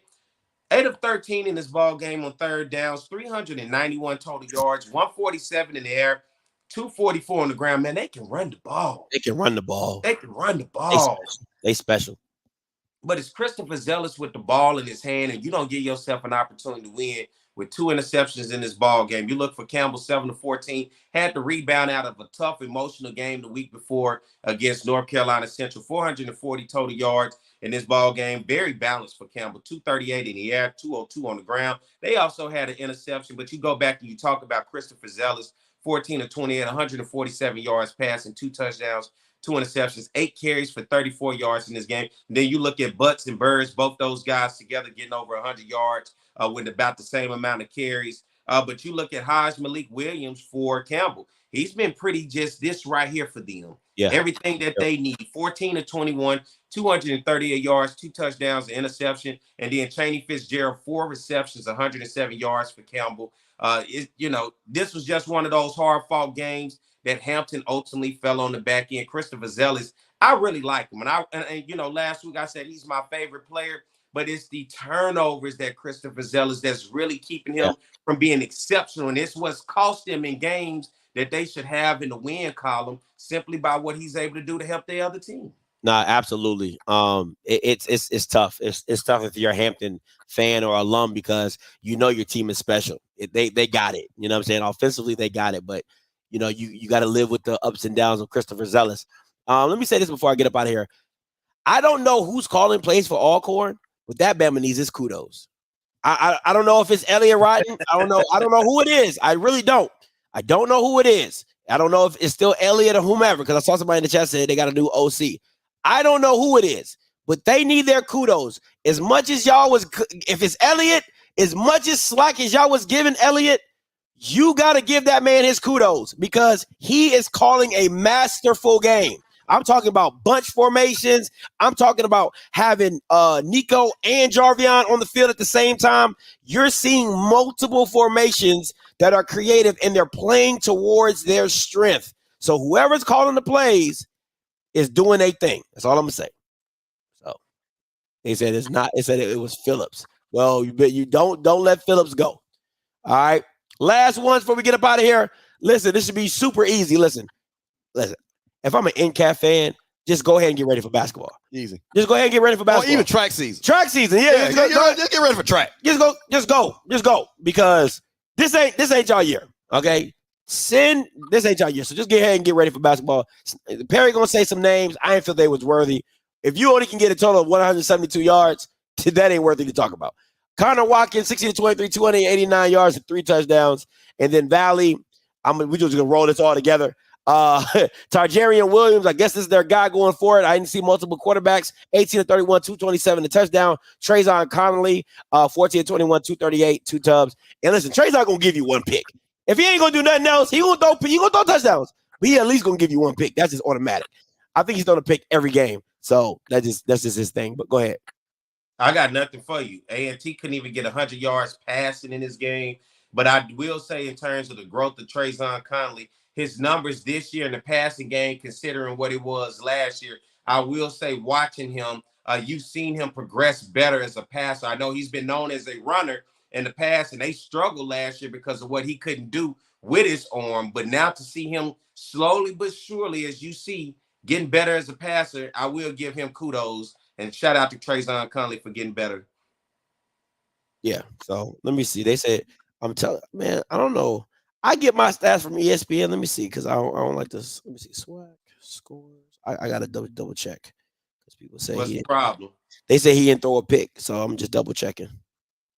We need to keep like a record of Valley and see who actually beats Valley the worst.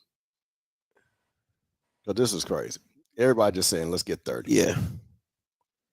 Let me see.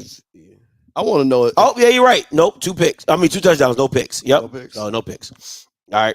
So, apologies on that. Let's go. Game of the week.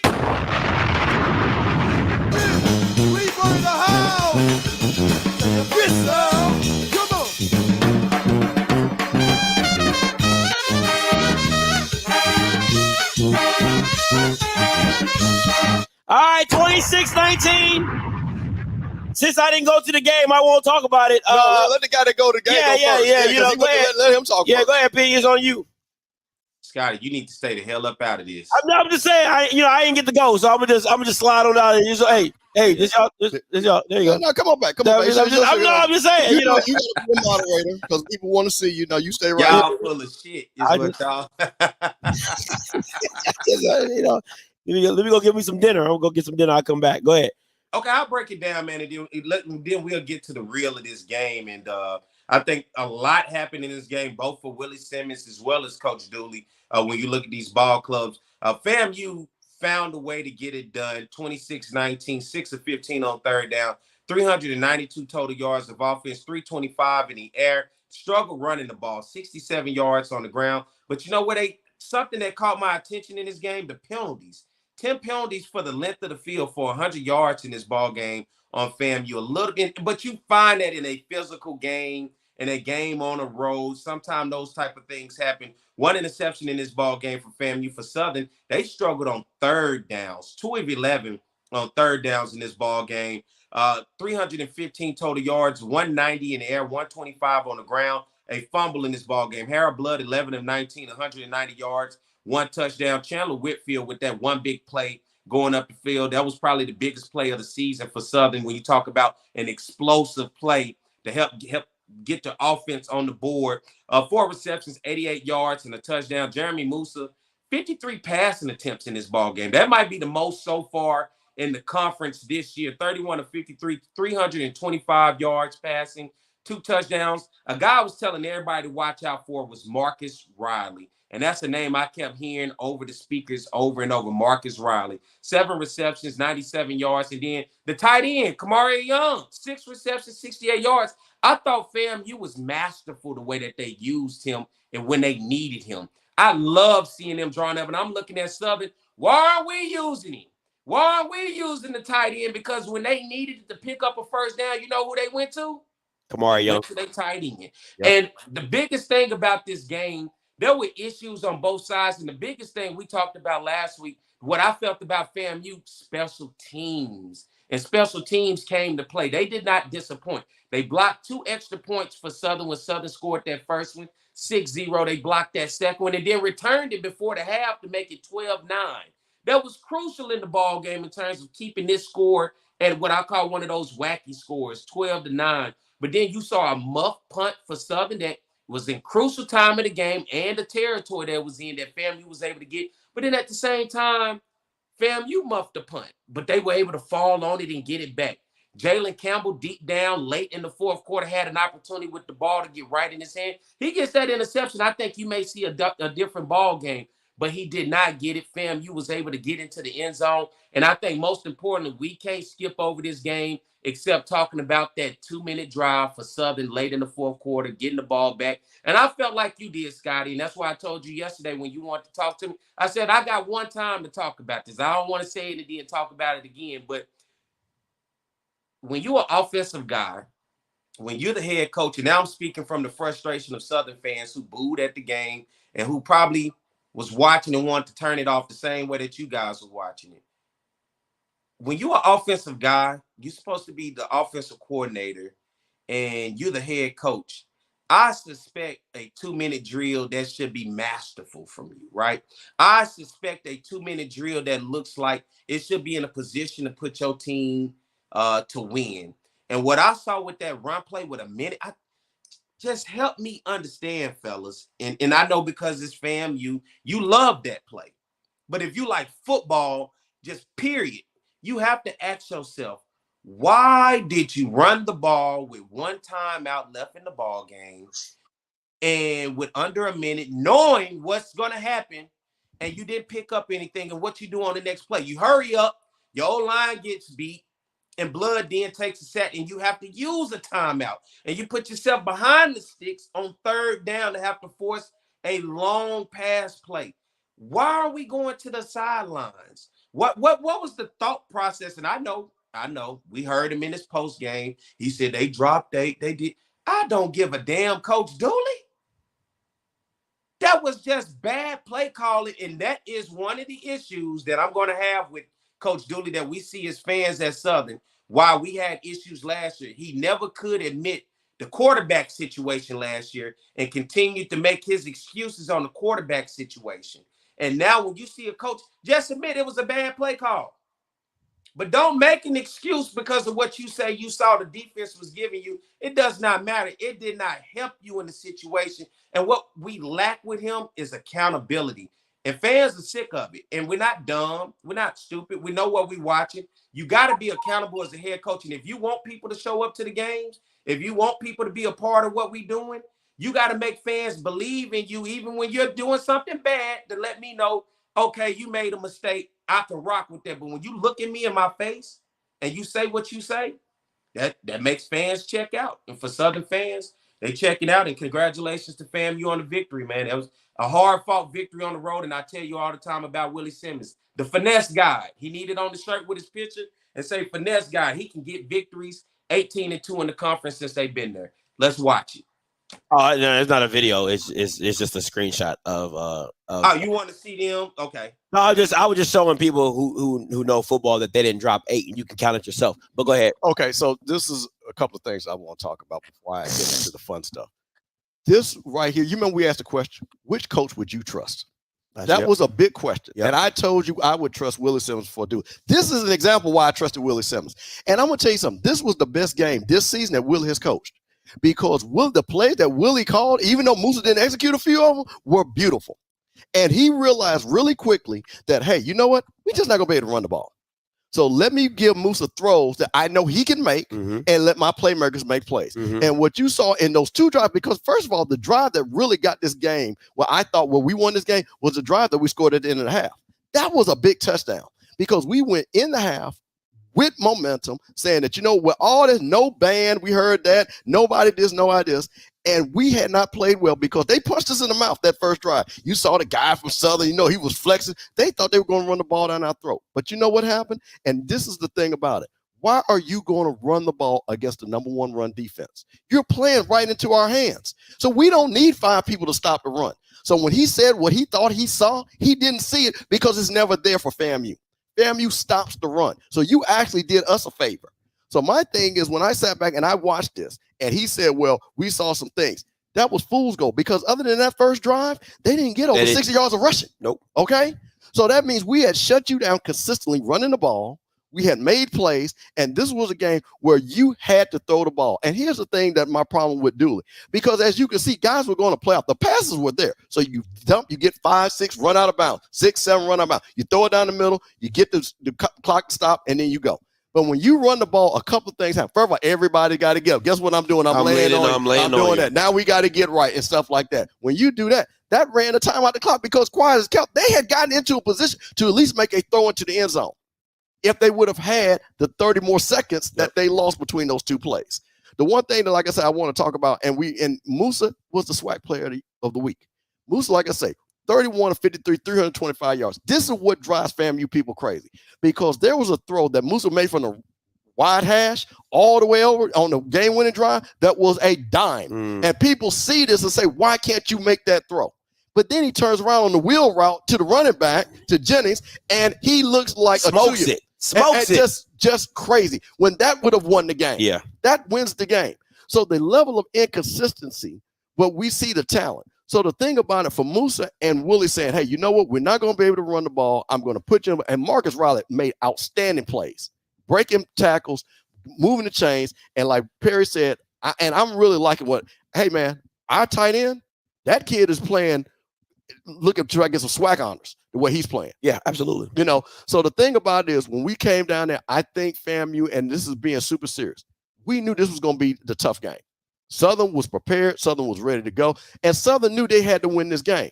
But here was the thing, like I told everybody, and I told this is the reason why I picked this. And my pick was 17-10. I didn't think the score was going to be high and stuff like that. So it was 7 points. I was kind of right there. But the thing about it, what I told people, see, people, you know what I heard people saying? Well, we're 2-0 in the conference. I heard that. But you're going to fail to realize, but you have played 4 games of SWAC team, and you're really 2-2. And if you look at that in the totality, that let me know this team was not ready to beat FAMU. And what you're constantly seeing, and I'm going to say this to everybody, you know what I hear all the time? FAMU ain't that good. FAMU ain't that good. It's amazing. What does that say about y'all then? Because last I checked, FAMU is 18-2. That's 20 games that we played. So that's a nice sample size. So FAMU not being that good, something must be right what they're doing. And I got to give Willie Simmons and the Rattlers credit for going down there, winning that game, because Southern put all their eggs in that basket again to win this game, because this was going to be their springboard game. Because I sent you a little graphic and stuff like that. I don't know how true it is. But Perry, you can answer this question. I sent Scotty a graphic that they said Dooley had not beaten a winning team 4.5 years. In 4.5 years. Well, and I think it's really 3.5, because I think they're counting the extra year. Yeah. Is that true? So you're telling me that your coach has never beat a winning team? Do you know about that? Let me give you one even more if people want a stat. It's been a year, right? Yeah. We played Jackson State at the end of October last year, and we played FAMU at the beginning of November, right, last year. We played Jackson State 3 times since then. In less than a year, we just in the beginning of October, Eric Dooley is 0-3 versus Jackson State in less than a year, and 0-2 against FAMU in less than a year. That's 0-5 against arguably out of the East, the 2 better teams in the conference, or the 2 best teams. So you've lost more in a year's time than what it takes most coaches a couple years to lose. And you've done it in less than one football season. You've lost to Jackson 3 times. You're 0-3 against them, and you're 0-2 against FAMU. Now you're 9-8 overall as a head coach. And those 8 losses, 5 of those losses have come to Jackson State and FAMU. So now you can truly understand the frustration of Southern and the Jaguar Nation, because those are your 2 rivals. Those are 2 teams when you talk about conference, you talk about the SWAC, you talk about competitive, you talk about fan base and passion. Those are teams you have to play against. Those are teams you have to compete against. And when you do that in front of your fan base, on the road and at home, this is why Southern fans, people, are the way that we are right now, because you can't go 0-5 against 2 teams in less than a year. Is that a crazy stat? No, it's wild. No, that's definitely wild. I mean, and then you talk about some of the biggest games, though. You know what I'm saying? Like you talking about, you talking about SWAC championship. You talking about, rivalry games. I'm just gonna give you my perspective from watching it from TV, right? Because you weren't there. Oh, I wasn't there. Wasn't there. So I'm gonna go backwards to go forwards. When the 2-minute drill, let me explain to you all how a 2-minute drill is supposed to work with an offensive-minded guy. With an offensive-minded guy, you give your quarterback, if he's a good quarterback, you give him 2 plays. If he's a really good quarterback, you give him 3 plays. Because what I need you to know, we don't have time for you to keep looking to the sideline. Is to get up and go. We gotta get it and go. The first play of a 2-minute drill, you want to get a completion. You just want the ball to go forward. So you don't have to worry about, if you get a sack, you just something easy, quick, get it out your hand, get 3-4 yards, get the defense kind of reeling, because at that time the defense is going to sit back and let you dump it down the field. I see what Smash said. He's like, we ran all game. You weren't watching the same game. Clearly. It was the only time you guys had a successful run game was the first drive. First drive. After that was shut down. Let me go back some further. If I'm a Southern fan, you have to identify how bad Dooley truly is. Why is that? Because you saw the special playability by your wide receivers. You saw how good Petrie is. You saw how good Whitfield is. You see how special Whitfield took a 5-yard hitch. It took it 30 yards. These guys are special in the way that FAMU plays their defense. You have to take advantage of the corners because they leave their safeties inside. They keep their safeties inside the hashes. You got to win on the outside. With Petrie and Whitfield, you got to make those throws. You got to give Petrie a chance, right? That's my second part of this. My last part of this is you got to give Willie his just due.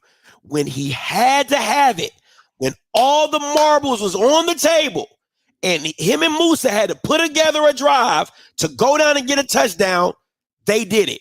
Dooley could not.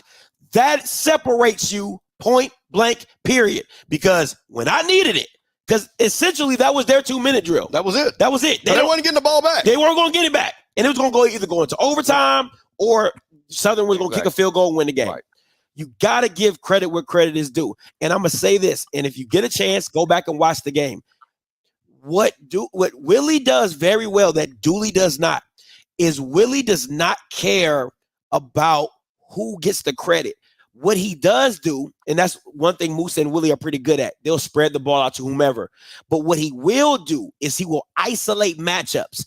And that's where you get the Kamari Youngs and the Marcus Rileys. When I need a play, I'm going to draw it up to get it to them. The Kamari Young stuff is very simple. I'm going to play action you. I'm going to show you one thing. You can't stop Kamari. He's our biggest asset at this game. We're going to get him out on the edge. We're going to do this. We're going to do that. That is an offensive play caller who understands the game and where it's headed and where my matchups are. You cannot tell me that August Petrie and first of all, you can't tell me why Whitfield don't touch the ball more. If that Bama, he was cruising. I mean, he made 60 look. The guy pulled up. Your corner was like, I'm not catching this. I'm not catching this fast, Negro. I'm not. So you're telling me to see that on display, Perry, my question to you is, how does this kid not have more catches? See, that's my issue with Dooley, right? When you start seeing kids be special and you're like, wow, y'all had him? Wow, y'all had him? How is he not getting the ball? How are you not manipulating plays? How is he not doing overs and drags and all these type of creative ways to get guys the ball? That is my issue with Dooley, and it's going to continue to be my issue with Dooley because at the end of the day, it's basic. The offense is archaic, and somebody asked the question, who's better, Jason Brown or Harold Blood? I'm going to tell you right now, I'll take Harold Blood over Jason Brown because why? Harold Blood can make the throws. Like, listen, he has an arm. Harold Blood has an, I mean, he can, you saw the deep pass. It was like butter. Easy. It went just straight into it. I mean, perfect in stride, and it doesn't take a lot for him. He has like that Michael Vick release where he just flicked his wrist. It's just all flick of the wrist. I'll take a guy like that. He can make all the throws. You just got to manipulate it to make it work for you. And that's what you've seen from Willie, from the Ryan Stanley to the Rashawn McCray to Jeremy Musa. I'm going to work the offense for what I have. When I have Xavier Smith, he's going to get 12 targets. When I don't have Xavier Smith, we're going to spread the love. And let me tell you about that. I'm going to let you get back to it. You're talking about spreading the love. Jeremy Musa threw to 11 different players caught balls. 11. That is incredible. And that's the thing about what Willie saw. He looked for matchups, not for players. He said, where's the matchup on the play? And Musa delivered the ball. Another thing, too, about Blood, which, again, just baffled me on that drive. If you're going to, quote, unquote, say you see something, why not fake and do the quarterback draw? Because you got the ends coming wide. Why not try that instead of lining up, running the ball? And that's the thing I didn't understand because the trouble that FAMU has had is quarterbacks that can move and get going. And because we got those ends that are beaming down and guys go up the middle and run. And he didn't do that. And when I saw that, I said, wait a minute, he's running the ball. He's going to hand this up. I said, okay, this is going to chop the clock up. Absolutely. I don't care what nobody said. That's a panic call. Let me say this to Varric. Southern has, see, this is the thing.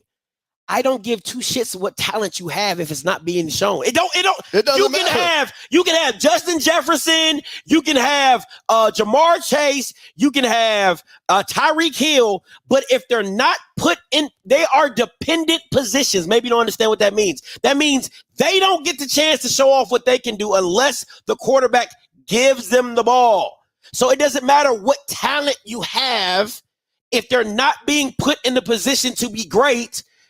It doesn't matter. It doesn't mean anything. So you can say, oh, my God, we have all these receivers. Oh, Southern has all this talent. What does it mean if they're not getting the ball? And I don't care what you're talking about. That kid Whitfield is special. Special. He might not be the greatest thing since sliced bread, but the Bama can run.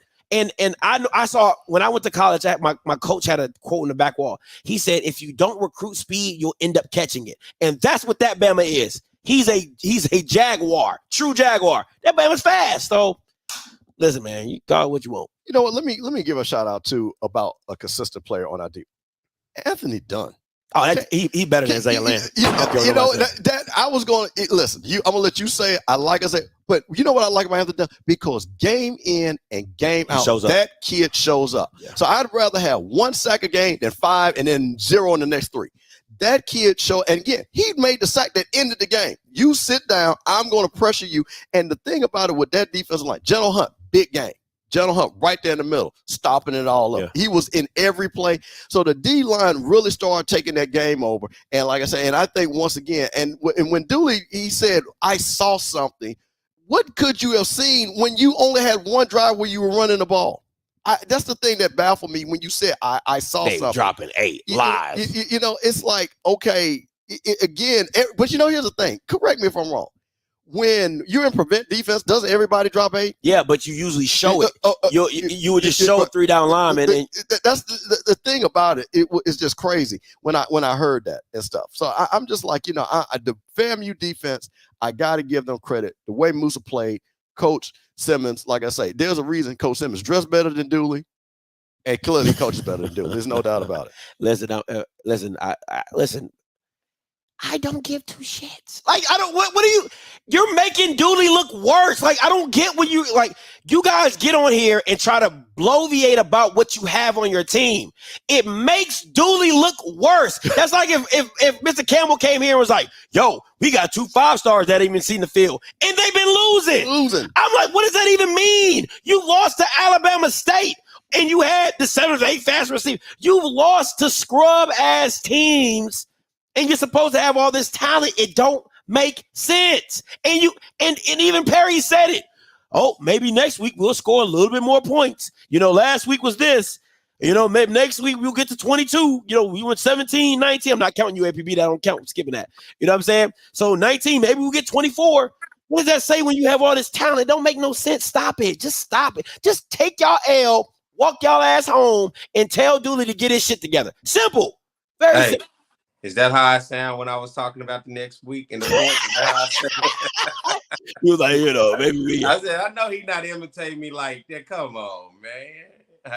I get it though, but look, Scotty, the fact of the matter is nothing new. It's an ongoing thing every time we talk about Southern. And to be honest, who's really saving Dooley's job? And I mean, to at least this point, defensive coordinator, Coach Miller. I mean, if it wasn't for Coach Miller and Southern's defense, stopping block probably would have been there. And I mean, you go back to last year. Isn't that what saved the day?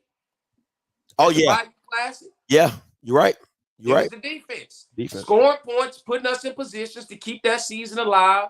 As you say, the back door to that SWAC championship, it was Southern's defense. And when you look at against Alabama State, 14-10, it was Southern's defense did everything they could in the second half to continue to give Southern's offense the ball. The only game I say they lapsed was against Jackson State because they gave up yards in the run game to Jackson State, right? Jackson State was able to get it done. And guess what? Jackson State was able to convert 3rd downs. And that's why I like what Willie Simmons, what he was doing with his tight end. When they found themselves with their back up against the wall, he used his tight end in order to game and pick up those 1st downs. Yep. I just thought when you call plays, that was what you wanted out of an offensive coordinator, to call plays that fit your team in order to put you in position to win. It ain't about who's making the play. It's about make the play. Make the play. Simple. Come on, Chris. They lost to Miles, my guy. I don't know what you want me to do with that. Y'all niggas is smoking dope. Like, they're not they a scrub team. You lost to Division II Miles. What are you talking about? That's Alabama State scrubs. Bama, A&M State, they all in. I don't even know who's going to be really watching. That's a JV squad game when you watch the Magic City Classic this year. Don't be mad at me. It is what it is. Yeah, it just is what it is. All right, let's. One thing, though, because I do want to make, because, I did get something, because my nephews went down there in my place, You know what I'm saying? So they did bring back Deja the dancing dog. Because Deja didn't even want to stay down there in Baton Rouge anymore. So Deja said, can you please bring me to Mr. Campbell? Because I cannot deal with this anymore. Oh my God. So this is Deja the dancing dog. Very beautiful. She got the gloves. Hey man, listen. All of that. Got the little. Southern don't know their colors. They don't know what blue they are. So this is one of them blue that Southern wears. Oh man, listen. They don't know which blue they have. So even Deja did not even want to stay down there anymore. Okay, so that's the thing about it. So that right, I just had to Campbell, put that. We know you play with barber dolls. Finally came out and told us. Hey, you can say whatever you want. You can say whatever you want. Listen, I'm very comfortable in my manhood. Trust me. I ain't worried. No grown man be walking around with no Barbie doll. You cannot run and ain't no cousins and nephews for the bring no grown man. This is Deja, the Southern dancing doll. Get her name. No, that's not a dancing doll at all. But listen, the jerseys, bro. Let me talk to you about that too. The combination. I'm big on marketing. I'm big when you got marquee games against a team like this, a rivalry game. What you got to do in order for your brand. That was not. I absolutely hated the combo, and I don't got no problem telling. No, I agree. I like the top. I didn't like the bottom. The top. That dark blue was nasty. Which is not Columbia blue, but I'm just saying. Which is not. Yeah, but I didn't like the bottom either. But listen, I'm with you. See, this is the thing about it when you got to figure out, when you try to get too cute. You know what I'm saying? And stuff. We got a national game, and this to me, I got to say it. This is the second jersey fill on the National Cup. Jack State did the same thing. Oh, that Jack was trash. This is the second team that has classic jerseys. Southern has beautiful jerseys. And you went with like a brown trash bag. You could go back, and Jackson State has classic. That blue, just all types of color they could have went with. And when I saw that, and I said, this is what they're doing, especially with that helmet. None of it, the helmet didn't go with it. The jersey, the top, none of that went with each other. I just didn't understand that. I would have went the jersey, threw it off. If I was going to wear that combination, I would have went with the white helmet to go into. If I'm gonna wear that gold helmet, then I probably would have just went all gold. Just simple as that. But I didn't like the combination. And then you looked at everybody. You had some guys with the white t-shirt, some guys with the yellow. For me, that type of stuff matters because I like branding and marketing. And you got an opportunity to brand yourself. You got to come on with it better than that on national television. So that's it on that. I just didn't like it. Hey, them all whites go hard. Let me tell you something. I'm going to tell you, Musa was definitely clear because he never hit the ground one time. They did cycle one. They cycle one. They did. But it was turf anyway. They wasn't going to it was no grass stains on over there. They wasn't going to get dirty. Oh, man. Hey, let's get into it. All right, HBCU top 5. Man, listen, it's been a lot of up and down. Mr. Campbell, you'll end this on your top 5. But Perry, break it down for him. Once again, I look at HBCU power rankings, and Prairie View got out of here last week, but now they're back at the number 5 spot, getting the victory against Valley, just getting in the win column. That's all that matters. And Prairie View got in the win column this week. So welcome back to the top 5, Prairie View A&M Panthers. You are the top 5 of HBCU power rankings this week. You have found a way to get it done. Trezon Conley, and shout out to Coach Bubba McDowell. He is finding ways to get this team to win. They're 3-1 in the SWAC Western Division. A newcomer in a team that people have been saying to me, Perry, why aren't they in your top 5? But guess what? They did it this week.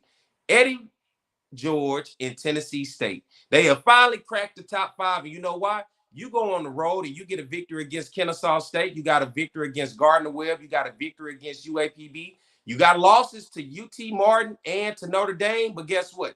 You have finally caught my attention, Tennessee State. And for that, you make it into the top 5 this week at the number 4 spot. I like where Tennessee State is right now. Let's see how long Tennessee State can stay in the top 5. Can they remain a consistent opponent each and every week, or do they fall off? So welcome to the top 5, Tennessee State. At number 3, Jackson State. They failed to number 4 last week, but guess what? They go get the victory against Alabama A&M, and now they put themselves back in contention in the SWAC East. And Jackson State, because you get that victory, you move back to that 3rd spot where you've been pretty much all season for me as the 3rd best team in HBCU football. And at that 3rd spot, welcome back. Now, 1 and 2 does not change, and it's been that pretty much the entire season. FAMU and North Carolina Central. FAMU, a tough road victory on the road at Southern against a rival, a tough opponent. You get the victory. You're at number 2. But right now, I just don't think FAMU is giving me the same body of work that North Carolina Central has done. North Carolina Central going out in non-conference play against formidable opponents like Elon, like Campbell, and getting it done and getting the victory. For that, North Carolina Central is still the number 1 team in black college football. So Prairie View at number 5, Tennessee State at number 4, Jackson State at number 3, FAMU number 2, and the Eagles of North Carolina Central, number 1 team in the nation for me in the HBCU football ranking. I like it, man. I like it. I like it. All right, you okay? I keep trying to always preference my top 5. It's the team I would not want to see. That's how I do my top 5. Teams I would not want to see. Right. All right. So listen, starting at number 5, Alcorn. Listen, they've just been the most even in losses, they've still been consistent. It's never, you never see them just get outplayed or just watched. You know what I'm saying? It's like they're competitive. The defense is going to come to play, all those type of things and things like that, right? Number 4, Tennessee State has had some huge wins. I'm telling you, ever since the Notre Dame game, they've been uber competitive. Gotta rock with Tennessee State and what Eddie George has been building down there for number 4. Number 3, I don't think they're getting enough respect. I think Howard is a great team, and it's just a team you would not want to see right now in play. You know what I'm saying? So even in the loss to an FBS opponent, I still feel like they move up because of how well they played them and things like that. Number 1 and number 2 are pretty self-explanatory. But let me go back to somebody made a comment. Not this comment. This comment. Listen, I know I'll be the first one to say you can only play who's on your schedule. But this is a very good point, right? Because if we're talking about strength of schedules and we're talking about, I mean, Southern is probably the best win on their schedule, if I'm being honest, and that's about it right now. So that's why they're not on my top 5. And the next reason they're not on my top 5 is they're just not a scary team to play. Like like when I think of a Power 5, I'm like, yo, if I was coaching a team, who would I not want to see? And Jackson State is not a team that I would be afraid of to play against. That's just me personally, but you know what I'm saying? But that's my top 5. What you got, Mr. Campbell? Okay, so I'm gonna go start from the bottom to the top. I like Alcorn like you have, because Alcorn actually should be Prairie View. So I like that. So I like where Alcorn's at. Tennessee State, number 4. I love what Eddie George is doing. Like I say, if they get 8 wins, that's going to take off. Now, Howard, now listen, okay. There's no way that Jackson State should not be sitting in the spot. There's no way. If you put that, I'm telling you, you're going to tell me that you're going to take Howard. There's not at Jackson on the neutral field. Absolutely. I tell you what. I wish that game could happen. Absolutely, I'll take Howard. Because I think Herb Mulligan will have 200 yards on those boys. How so? Nobody's ran over 200 yards on Howard. I'm telling you, what Jackson State pushes those guys around, I'm taking Jackson State number 3. Of course, FAMU, I'm going to leave them at number 2. And the reason why I got to have NCCU at number 1, they are beating people like they're supposed to beat them. That's the thing about it. That what separates them from FAMU. If FAMU would beat people like they're supposed to, we would be number 1. But NCCU is beating people like they're supposed to. So I just can't see how Jackson State's not on this list somewhere. So you're saying that Alcorn is better than Jackson State? I would take Alcorn in neutral field right now. I would like all these teams I would pick over Jackson, right? That's why they're in my Power 5. Like, I think Howard, I really don't think you understand how good Howard is offensively, because with their running game and their passing attack, your DBs are ass. Like, I'm sorry. Like, Jackson State's DBs are not good. Shout out to BJ. That was an amazing pick, by the way. He stared him down. Xavier Langford was super late, but it was he was a half field, but came over, whatever. Anyway, but Jackson State's DBs are not that good. Defensively, you're okay. You know what I'm saying? I don't understand. I just can't see how Jackson State is stopping Howard. I think Howard has a good enough defense to stop Jackson State of what they want to do. So you will see a game like what happened with Bethune-Cookman, where that defense would step up like they did against Jackson State, and then Howard's offense is better. You know what I'm saying? So I think it would be like a 21-28 type of 24-21 type of game. And I think Howard pulls it out because they have the better quarterback and they have the better offense. That's just my personal opinion. Well, here's the thing. It's Jack State homecoming. I damn sure ain't going to disrespect Jack State. I might go back to Jack State this weekend. So, no, I'm taking Jack I'll take Hampton over Jackson. No, definitely not. Definitely not. You see what they doing? If you see what they doing. Listen, me and you text back and forth. So when you see a game, I go look. But what I'm just telling you, and I think that let me ask you a question. What did you think about the game with Jack State against Alabama? And I know we talked about it. I felt like they imposed their will. Okay. They imposed their will. And what I'm saying, this is why I think Jackson is 3. Because I think they have the type of talent that I don't think Howard can impose or all can impose a will on a team like Jackson can. That's why I have that. But I don't think that's everybody's style of play. That's Jackson's style of play. And when it went against a better team like FAMU, they could not impose their will. So I'm saying if it's levels to this, is that I believe the top 5 teams are going to make it more challenging for them to impose the will. I'm not saying that Jackson won't still run for 100-something yards or whatever, because that's probably, they run the ball. That's their style of play. But I do think Howard, Alcorn, and those type of teams, we already know FAMU gonna beat them. So NCCU, that might just be that might be like a 40-45 type of game, because I don't think NCCU's defense is that pretty good. Right? You know what I'm saying? So I just think, like I said, I'm just not. I gotta see more from Jackson. That's all I'm saying. I just gotta see more. What was the Bethune-Cookman game?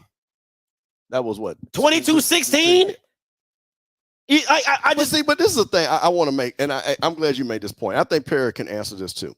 Every team, I don't know what football y'all watch, but no team is just going to run through teams through the whole season. You're going to have games like that, from the Alabamas to the Ohio States to the USCs to all the good teams. They're going to have a game.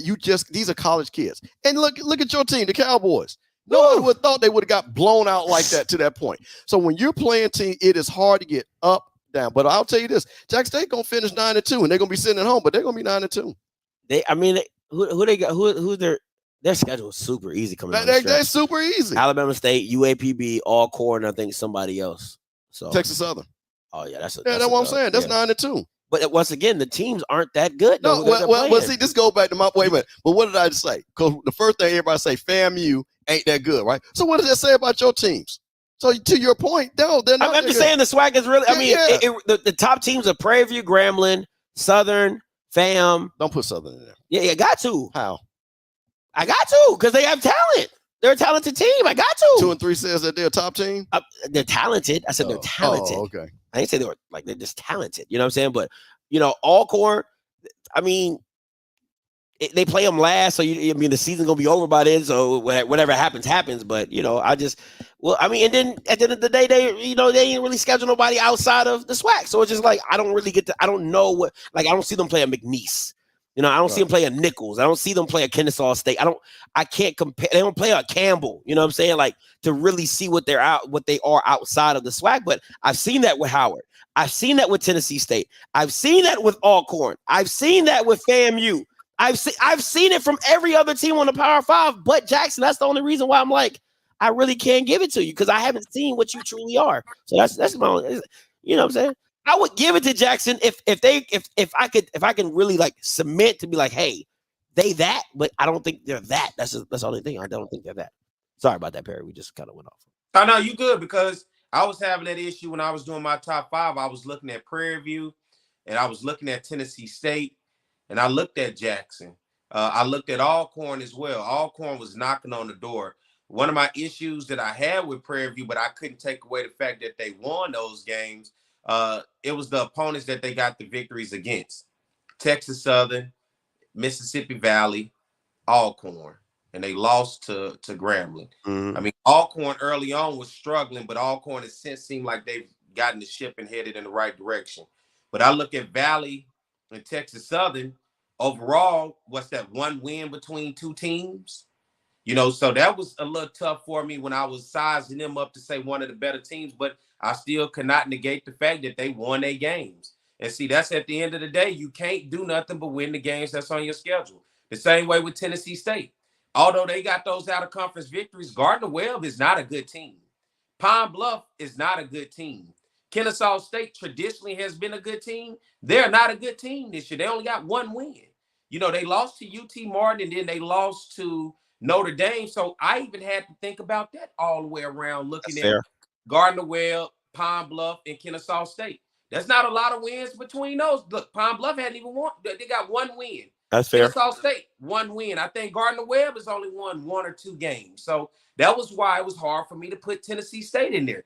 Even with Jackson, but Jackson they win the games. That's on the schedule. And so that's why I'm giving teams credit for me, winning the games. Now, when I look at who those teams are, it'll ultimately play itself out when you start to play teams. And that's why I'm giving them the respect for what they have now. The same way I did with Hampton. I did it with Norfolk State. When they won those games that they won, I gave them respect and put them in there. Yeah. When they begin to lose those games, you got to come out of there. And Prairie View won and got themselves back in there. Grambling was knocking on the door. Grambling was finna get that 3rd spot had they went on the road and won at Alcorn. I was ready to put Grambling in that 3rd spot over Jackson. Grambling didn't win that game, so they fell out of the top 5. So I looked at all those games and the competition that was played and the records and these teams, and it made it tough for me, especially, I'm going to tell you, the hardest that I had was between Prairie View and Tennessee for the 4th and 5th spot. But I went ahead and went with Tennessee State because of what they're doing out of conference, what they did out of conference, and just gave them a little bit more respect. That's fair. No, that's a great assessment. Now I got to give you that for real. Here we go. Let's get to the week 7 picks. All right. PV. What's the Houston Christian University? Something like that? I don't know. Yeah, I think it used to be Houston Baptist. Now they changed their name to Houston Christian. Oh, maybe they're non-denominational. Let me just say this real quick. It could be Baptist, Methodist, Episcopalian, Prairie View by a whole lot. I don't know, man. They lost to what was it, Abilene? They lost to Abilene, and they were dominated. They dominated Abilene, still lost that game. So I would listen. I don't know what it is about Prairie View stepping out the conference. They even, Prairie View. Stop calling them people Prairie View. Nobody shows up to the game anyway. Did you see the stats for the game? Did you see the stats for the game against who they played last week? Like Valley, it was like, I think they said like 1,000 people. It was 1,700 people at the game. Come on, man. That wasn't no 1,700. It was like 12. No, stop playing, man. Don't add 500. That is nowhere near Greenfield. Man, they know for a fact there was 20 people out there. For a fact. Stop it, man. I need a Prairie View. I need to stop. We'll just call them PV. We ain't gonna call them because you're gonna keep calling them and everybody else be doing a Prairie View. It just hurt me when I hear. So just PV. Just PV. Yeah, PV and all them 20 fans. All right, here we go. The toilet bowl. I picked PV. What did I? Maybe I picked PV too. Okay. Yeah. Here we go. Yeah, you and Mike got a bet on this, Jay. Yeah. It turned out to be ugly like we thought it was gonna be. Yeah, the toilet bowl award. What we got. I'm rolling with the Golden Lions in this one. Yeah, secondary schools. There's some secondary schools. Yeah, you got. I got. You know what I like about this is the thing about you. I watched the coaches come in. You on there watching it.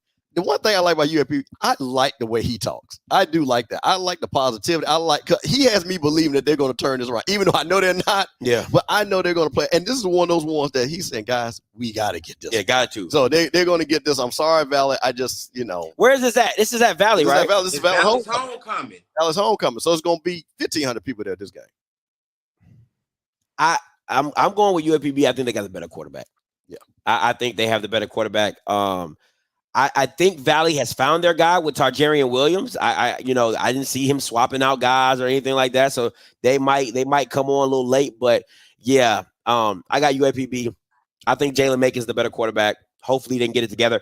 And the running back, and Jonas Davis I don't know if he's hurt. I don't know what's going on with that situation, Perry. Maybe, you can find something out with your secondary school, but I would like to just figure out what is going on with Jonas Davis to see if he's hurt, because he was a very big factor in their offense and situation. But I'm going with UAPB as well for the dub. What are Golden Lions? Is there any Golden Lions in the chat tonight? I mean, is there any Golden Lions? Give me what they do. Give me that black and yellow hearted. I don't even know. I don't know if UAPB fans even watch this show. Maybe they don't like what we have to say about UAPB. They put their head. But if you in here and you a UAPB fan, give me that black and gold heart. If not, I understand. You're not in here. I get it. Because last week, Grambling Exit 81 showed up last week. They was in there deep. They was in there deep. So I'm trying to see the same quiet way now. Where you at? They in here tonight. They got off of Exit 82. They said, I kept on driving. What they say in church, will there be one? Hey, will there be? Yeah, come to the altar. Will there be one? Come to the altar. I haven't seen one yet, so I guess not. Here we go. Oh, yeah, Mike Reed. You got to get that UAPB shirt. Yeah, you might. Yeah. Get it on Amazon. It might take about a couple weeks, but get it on Amazon. Texas Southern versus Lil Bill. Now, I think this game is going to come down to strictly coaching. I think Texas Southern is the more talented team offensively. Even without Andrew, I think they're more talented than Bethune-Cookman offensively. But listen, I'm gonna say this. I'm gonna go with Texas Southern, and I'm just not a fan of Lil Bill. Y'all know I'm not a fan of Lil Bill, but I'm gonna go with Texas Southern on this one. I'm telling you right now, Coach McKinley cannot lose this game. You are too talented of a program to lose to this game. This game? Nah, you can't lose this game. You can't lose this game. What you got, Miss Campbell? Here's the thing. I always call people by their name. So Coach Woody, here's the thing. I'm gonna tell you something. Coach McKinney looked like he was in a hostage video at that SWAC press conference today. Yeah, he always act like he built. He does not want to be there. I like what Coach Woody, and I picked Bethune-Cookman last week, and I thought that was my upset pick, but they didn't get it done against Alabama. But I think he's got that team trending in the right direction. I'm going to pick Bethune again, and because I just think that Texas Southern is just in disarray, and I think this is just the start of Andrew Body getting ready to transfer to FAMU. Sorry, I had to put that out there. What's up? What you got, P? I'm going to go with Bethune-Cookman in this one. Texas Southern are who they are. Traditionally, winning has not been a part of their history. Andrew Body not in the picture as well. Bethune-Cookman has talent. They got to find a way to get over the hump. Walter Simmons, they need a better day of passing. He only had 75 passing yards last week at Alabama State. If he can get it going, because he had 100 yards of total offense, he had 50 yards on the ground, he's going to have to try to open up that passing game for Bethune-Cookman. But what Bethune-Cookman did well last week against Bama State, they had 0 turnovers. I'll take a team that can play clean 0 turnovers and still be in a ball game, even with 75 passing yards against a team like Bama State. To me, when I look at Bama State and when I look at Texas Southern, I think Bama State is better than Texas Southern, just because Bama State can at least play defense. So I'm going to go with Bethune-Cookman. They're going to need Walter Simmons to have a better game this week, especially when you talk about passing the ball. Man, that's just crazy to me. Like, so all of a sudden, Walter Simmons is supposed to know how to pass the ball. I'm just looking forward to see. It's crazy because if we're talking about quarterback to quarterback, Jace is a better quarterback than Walter Simmons. That's just, now he's not as mobile as Walter. Walter's a very mobile guy, but if we're talking about talent, like even him being 5'8", right? He's still a better quarterback than Walter Simmons. I just want to be very clear about that. Defense is going to determine this game, though. But listen. They still got Ladarius. They still got AJ Bennett. They are a more talented team than Bethune-Cookman, and that's facts. That ain't nothing I'm making up. They are more talented than Bethune-Cookman. Now the trenches for Bethune-Cookman, them Bamas is big. Big. The O-line, Florida big. Man, I think they said the O-line average like 310. You know what I'm saying? And the D-line is like 290 or something like that. So they big. I'll take that.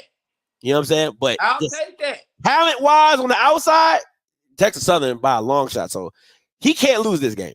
Coach McKinley cannot lose this game. I know he already gonna get fired, but he can't lose this game. Well, he might as well lose it. You already out the door. Shit.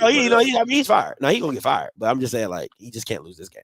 Now, if Luke play, if Luke play, this would be a different. That's a different game. I'm not gonna lie to you. If Luke Sprague play, they gonna lose. The big Little Bill will win. But I'm rolling Bethune-Cookman Wildcats in this one. Oh, you know what I'm saying? But Texas Southern, Ocean of Let's go. That Wildcat thing we rolling.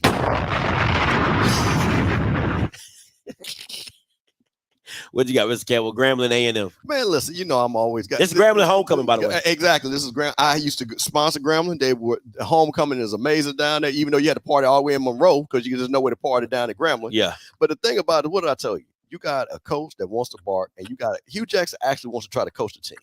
And Grambling has talent. You can see it. And just it's Grambling all the way. No doubt about it. G-Men. Big. What you got, Perry? Yeah, I'm gonna roll with Grambling in this one. A&M allowed Jason Brown to have a pretty sufficient day and take advantage of that with Jason Brown with no turnovers. Miles Crowley, although he was on the road against Alcorn last week, we saw something we haven't seen. That's 3 interceptions in the game. I think he gets back on track at home and he goes back to what he does best, limiting turnovers. And when you play a team like A&M, and we've seen them enough, especially with Pine Bluff, Southern, and now Jackson State this past weekend, we know exactly who A&M is, and there's no secret to who they are. I think Grambling can get it done. And traditionally, Grambling has typically always had their way with A&M. And when we talk about the SWAC and how wacky it can get, I'm going to roll with the tradition right here, and that's what the Grambling Tigers over A&M. Yeah, listen, this has to be a get-back game. I need to see 40. It's the same thing I say when they play Florida Memorial. If you're going to be what you say you are, G5 offense, I need to see 40. If Jackson can put up 40, even though they had like 3 short fields, they got them 21-0, but I don't care. I need to see at least 40 from Grambling. This got to be a get back game. They got to get back right. They got to get that running game going again with Chalk and Lamborghini. They A&M's DBs are absolutely ass, so they definitely need to go over top. No homo, you know what I'm saying? So at the end of the day, I need to see Grambling by 40. I don't want to see no, if it's 35-10 or something like that, I'll rock with that. You know what I'm saying? But this needs to be a statement game. Like we here. I'm going to say this again. These cross division matchups are very important for the standings because Grambling does not have to play Jackson State and FAMU. Southern had to play us. That put an L on their column. Mm-hmm. Prairie View has to play us at homecoming. That's going to put it. Alcorn has to play Jackson State. So they get to dodge those teams where they can rack up wins on a cross the week. They have the weaker cross divisional matchup, and they also play Bethune-Cookman. Yeah, that's their permanent cross. So for them, compared to what Southern had to play in their cross matchup, and compared to what Prairie View has to play, hey man, you got to win these games, right? You got to win it because that's how you pick up wins. Got to take the G-Man, especially with that, especially with the conference being the wacky as it is. You got to take the wins, and Alcorn being on the bye this week. You gotta collect these wins when you can. All right. Who is SWAC game? Who is SWAC? Jackson homecoming. Perry pop us off. No homo. I know one thing. Well, there we go. No, let's pause. Oh man, we do this every week now. This is start every time you and Mr. Campbell get together. I don't know what y'all be on. This is the only way y'all get together. Listen, man, we all confident. Man, listen, man, you a man. We know you a man, brother. Well, use man terms. Don't tell me to pop it off. You can go. Start it up. Wait a second, man. Set it off. Start it up. Can you say set it off? You know what I'm saying? Start it up. Say, Perry, it's your turn. Perry, it's your turn. You can point at me. All right. Oh man. I'm gonna go. You talking about who is SWAC? I know for sure TC Taylor is SWAC. Playing quarterback and wide receiver at Jackson State. He did a lot for his team. And as well as Coach Rob, he's SWAC. This is a classic game of former players within the conference, now head coaches, which I like to see. And now I like the body of work so far that TC Taylor has done. He has, to me, exceeded expectations for Jackson State. 4-2 right now, 1 conference loss. That's the FAMU. And finding ways to get it done and then overhauling the roster, overhauling the coaching staff, and still getting it done. On the other side, Eddie Robinson Jr., no relation to the great Eddie Robb at Grambling. I always got to put that out because somebody out there thinks that's his son. Somewhere. Somebody thinks that's his son. Black, white, green, and brown. Somebody saying, damn, I didn't know his son was at Alabama State. He's not. But Eddie Robb is struggling right now, and it's the quarterback position. It's Alabama State's offense. Defense, we all figured coming into the season, they were going to be sound. But we've seen them fall short due to offense. I'm going to go with Jackson State. Isn't it homecoming? Is that home? I know Eddie Robb wants to get some revenge from last year losing his homecoming. I just don't think they have enough, fellas, in order to get it done. And I'm going to go with TC Taylor. And as long as they got that beast, that running back, Irv Mulligan, why go against it? Give me a score. Ooh. I think this one could get to 31-10. Oh, damn. Homecoming celebration right there, boy. Freelon's gonna be popping. God almighty. Go ahead. What you got, Mr. Campbell? Hey, man, listen, let me tell you what's so funny about old head Jackson State folks. My mother's 73, okay? Old head Jackson State. And my mother said, is this the guy that said he left a foot in Deion's ass? I said, no, Mom. He said it don't matter. We don't like them folks. So them folks, them old heads ain't forgot about that. So they want this game really bad. So my thing is, again, we say who is SWAC. This is what's great about these are two players that played in the SWAC. Eddie Robinson had a distinguished career in the NFL. You know, TC Taylor coming back. And like I said, stabilize the program and stuff like that. I think Jackson does it big at homecoming. I think I'm going to go 31-17. Damn. Yeah, I think because I'm sorry, I saw Alabama State and what they have done and things like they just can't score. They just cannot score. And I think that Jackson State is going to get plays on their secondary. And I think they're going to show up for homecoming because this is going to be the crowd. I think all the folks, because people been bitching and complaining about folks not showing up. I think they will show up, and I think they're going to show up for the fans. Listen, as much as I would like, I'm gonna pick Jackson. I'm gonna say that. I'm gonna pick Jackson, and that was very. I don't like either one of these things. You know what I'm saying? So it's really like the lesser of two evils. I'm gonna pick Jackson, but the thing about it is, to me, I can't see this game going over 24 points. I just Alabama State's defense is just that good. You know, like I mean, regardless of who they like, defense has never been their problem. Right. Right. True. That defense has never been their problem.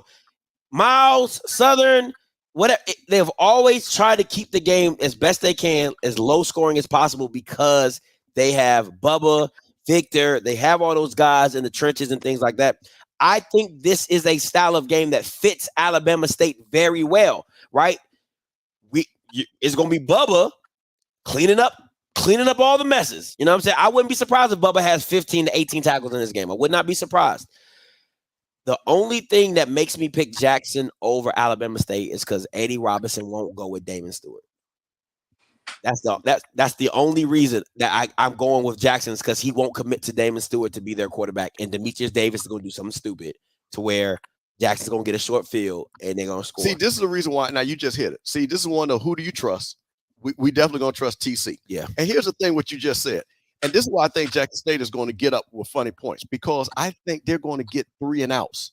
I think they're going to have short fields, which I think that's going to tire this team out. And that's why I think in the back end, you know what I'm saying, it'll be close. And then you know how you get those last 2 touchdowns in there, and then the score kind of like it's really close to what it is. That's the reason why I picked the score. I think it'll be close all the way to the third quarter, but I just don't see those guys moving up and down the field on Jackson State's defense. And I think Jackson State's going to have a short field. And Jason Brown, I got to give him credit. He's not turning the ball over and stuff like that. He ain't making no big plays, but he ain't turning the ball over. No way this game is 42-10. No, I didn't say 42-10. No, I'm looking at the score. Oh, yeah, no. And the reason why I say what I said with this game, Bama State went 2 of 12 on third downs against Bethune-Cookman. 2 of 12. So What Bethune-Cookman did the same thing to Jackson. Yeah, I get it. I'm just talking about this previous week. So what I'm saying is, coming into this ball game, if Bama State puts themselves in position to have to continuously give the ball up, your defense wears down as the game go on, and you want to have your defense running up against Irv Mulligan for the rest of the game?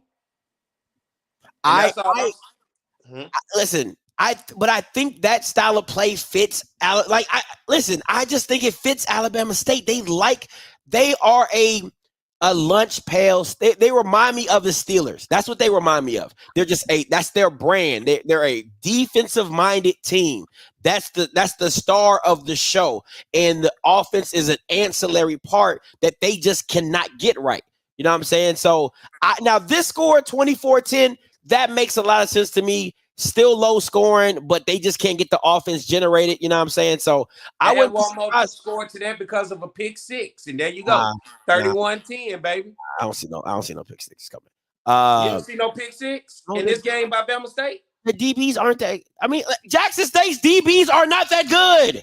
They're not. Who's better, Bama State's quarterback or Jackson State's DBs? If Damon was playing, if Damon's playing, you saw what he did against Fam. Let's not play. Yeah, but see, that's the problem.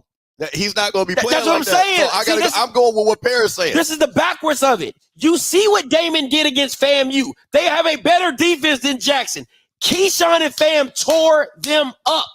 Couldn't stop them. There's not a corner on Jackson State that can stop Keyshawn Johnson. Keyshawn gonna get him. Oh yeah, That's no doubt about it. He gonna get him, but he can't do it all by himself. He damn sure did it against FAMU. He got him, but he didn't win the game for them. He got him, but I like this because what it sounds like you're going to back for Eddie Robb. No, I'm not. No, Yes, what I'm saying, no. I would go to bat for him if he started Damon. If he said, hey, listen, we're not going with the 2 quarterback system. We're going to go with Damon Stewart. I would pick Alabama State to win this game because I believe in Damon that much. I think he's creative. I think he has the arm talent. And I think Keyshawn Johnson is that special to make plays on these horrible Jack State DBs. But when you do it with Demetrius Davis, I don't see it going the same. And if we're being honest, even the game last year with Demetrius Davis was actually a pretty close game. I think the score was like 24-17 or something like that, or 24-14. Like, so yeah, it was ugly. It was ugly, but it was a close game. So listen, I'm going with Jackson. I really want to go Alabama State because I just follow your heart, Scotty. I'm going with Jackson. I can't follow your heart. I can't give up no more easy wins. I can't do that. So the fact you calling them Jackson and not Pothole State, let me know. I'll tell you what though. If Jackson lose, I'll be cheering like I picked Alabama State. You should go pick Alabama State. Well, let me tell you something. That is the worst case scenario. Listen, I keep trying to tell y'all. I know folks over there. That right there, if like you talking about the mass meeting being the mass meeting, Mega Evers, all them folks are coming back to talk and preach on that. Because man, if they lose that homecoming game to Alabama State, and Eddie Robb gets to say who is swag, it's me. Oh no, I got the score 24-14. I'll say 24-14. We don't know. No, none of us know. So shit don't matter what we say. It is. All right, here we go. Howard and Harvard. Is this the battle of the real HU? Hey, this is the. You know they say Howard is the black Harvard. That's what they say. That's what they say. That's what Omarosa told Donald Trump. He said, "What's compared to Harvard?" She said Howard. So you know we got the black Harvard. I wonder where the vice president of the United States be at this game. Where's the name Howard grad? It's at Harvard. Yeah, no, she's not. That don't mean that. Many presidents have been Harvard grads. No, you're right. No, I don't think she's gonna be at there. She ain't gonna be there. No, she's not gonna be at there for that one. Dave said he planned to go into this game. Listen, I think this game is gonna be. I think it's gonna be ugly. I think Harvard's gonna win because their quarterback is that white boy cold. Man, listen. That white boy cold. I went and looked and he quick. Yeah. And he quick. Like that white boy cold. I listen. You get, sometimes you be like, hey, hey man, white boy. He's like, remember the Titans? That boy good. You know what I'm saying? But that's a bad white boy. Yeah, I got Harvard in this one. I got it 34-24. I got 34-20, 31-21, 34-21. That's what I got. Harvard. Well, I hate to pit them white folks. That's usually against me. But I'm sorry. This team right here that I saw, because when you show me the pass, so let me go. Look at it. I think Harvard's going to win this game. I think Howard is going to show respectability. Absolutely. I think that they're not going to embarrass themselves, but I got Harvard in this game. You look at the Ivy League Conference, and for a lot of people who never paid attention to, they play amongst each other and they don't participate in the FCS playoffs. Some years back, there was conversation that even the Ivy League was trying to get in contact with the SWAC and the MEAC in terms of maybe doing a postseason bowl game amongst them. It was just conversation that was had. But if you go back and you look at Harvard right now, they're the number one team in the Ivy League, and they can play some football. And people may not think that Harvard can play some football. Some years back, they played a little basketball as well. Absolutely. They always have had good basketball teams. Yeah. Them in Princeton. But you look at this right here, I just think as much as Howard has been playing well against teams like Eastern Michigan, Northwestern, and many others, I think this one is just one. It just gets body them. I just think the bodies, I think the depth, I just think the way, the hard-nosed, physical way that Harvard plays, and you got to go back and look at them if y'all think we just picking because of the name. Harvard is a legit team. Oh, they some Peppers can play. Harvard is legit. And they smart. Listen, this is why you talking about a bougie bowl right here.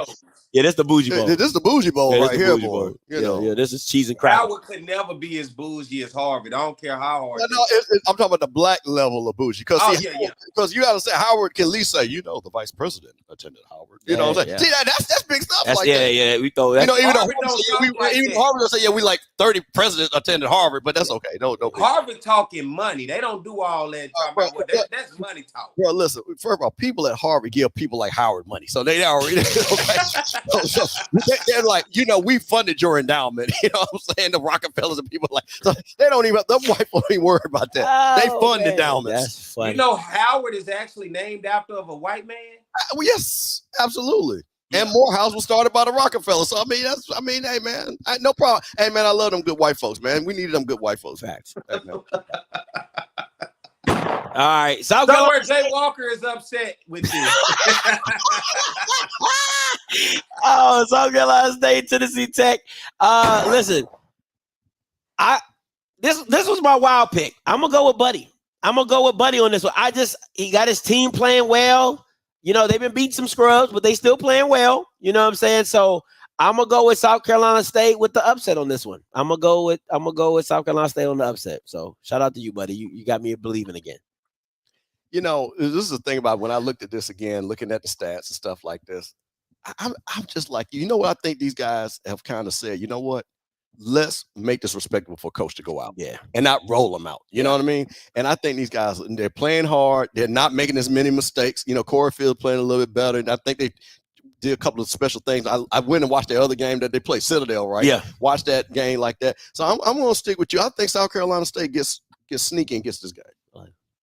I'm going to go against you guys. And as much as I want to go with Buddy Pugh in this game, I'm going to go with Tennessee Tech in this one. Do it mean I know anything about them? No, but South Carolina State, sometimes they've been up and down on me. I mean, they played Virginia Lynchburg this past week, so you're supposed to look good in that ball game. But I'm going to go with Tennessee Tech in this one. I don't really know much about them, but I just cannot be so all the way on South Carolina State. Great win against the Citadel. Corey Fields Jr. really stepped up in that game, but Tennessee Tech. This might come back and be one of them ones, Scotty, that hurt me, but I'm going to roll with them. Man, I hope it do. I hope it does. I ain't gonna lie, because I mean it's easy for me to pick Tennessee Tech. But I needed a squeak by. All right, here we go. Hampton Monmouth. I'm gonna pop it off. Listen, Monmouth is a bad.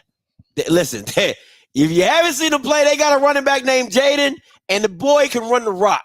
And listen, when it comes down to a Hampton game, I think this is going to be. I wouldn't be surprised if both teams have 200 yards of total of rushing offense. I would not be surprised. But the one thing about Hampton you have to be mindful is Christopher Zealous' ability to turn the ball over. That's their Achilles heel is Zealous turning the ball over. So I got Monmouth in a close one. I say 31-28 Monmouth. 31-28 Monmouth. Wow, give them a score. I like that. Yeah. Now, Hampton's one of those schools want to be like them white folks. And they've always wanted to be like them. So, y'all like I say, old heads know what I'm talking about. We used to have that paper bag test up there at Hampton. But I'm going to go with Monmouth. So the thing about it is, again, I saw this team. I went and looked at them, saw them on film, things like that. I'm with you. I think it's going to be a close game, but I think they beat Hampton. You got my pick? What I got, Scotty? You went with Hampton. Come on, Hampton Pirates. Come on, Hampton Pirates. Christopher Zealous, I don't know if you watched this show. I'm a fan of yours, bro. Even with your issues with turning the ball over, because I can see your potential, bro. You have potential with your legs and with your arm. If you just go out there and play a solid game with Elijah Burns running that thing behind you, and then you just had Darren Butts go off as well, y'all got a squad. Just don't give Monmouth the ball, and these type of teams let you beat yourself. You heard those stats I talked about earlier? Many teams last week had 0 turnovers. For Hampton to be a successful team, they have to limit the turnovers because it makes the game that they're so close to winning, they fall on the bad side of it. Yeah. Hampton, get the dub. I'm pulling for you. And if, this is another one. I'm going out on the limb, but I like Christopher Zealous. I like Hampton's run game. That's my style of football. A dual threat quarterback that got a backfield that can bag him up Come on, Hampton, get it done for me. Let's go. All right. Listen. Delaware, what you got? Delaware. What you got? Delaware. All right, let's move on. All right, game of the week. I'm not about to waste my time with that. I ain't even about to waste my time with that. You already know what it is. Behold! Hey, hold on before you get started. Where y'all at in the chat? Where the Norfolk at? Where the Behold at in the chat? They was rocking with me 2 weeks ago. I know it's been kind of cold since then. but where the Behold at? Come back on fool with me now. Where we at? Yeah. I said, behold! Behold! Okay, I say behold. Listen, Tennessee State, Norfolk State. Who's homecoming? Is Tennessee State's homecoming? Tennessee I State. think this is Tennessee State's homecoming. So it is at Tennessee State. Man, this is great. This is great. This is great HBCU football right here. Oh, I feel like Jay Walker. This is what you're talking about. We talk about HBCU football. These are the games that we're talking about. We're talking about. yeah. I'm excited just talking about it. I really am. I agree. I agree. Excitement. I agree. Listen. You know what, Perry? This is your guy. This is your moment. Go ahead, man. You lead it off. Well, this is a game we kind of circled and talked about early on in the season when we was going through that Norfolk State schedule and talking about wins and losses. Now, to see Tennessee State in this position that they are in, going on the road, getting the victory at Kennesaw State last week, got the victory at Gardner-Webb and UAPB that we talked about. UT Martin, they struggled in that game. Norfolk State's been knocking at the door. Got a victory against Hampton, got non-conference victory. This game can go either way. And you talking about Norfolk was just in my top 5 2 weeks ago. Tennessee State just knocked on the door and got into my top 5 this week. So this is a possibility of 2 great teams in HBCU football. If Norfolk State can go in there and really impede and just be a physical run team and limit the turnovers, I like Norfolk State. I like what Dawson Odom's team. But you remember what I said was crucial? Turnovers. In 4 quarters of football. Oh, yeah, finish it. That's what Norfolk State got to do in this ball game at homecoming.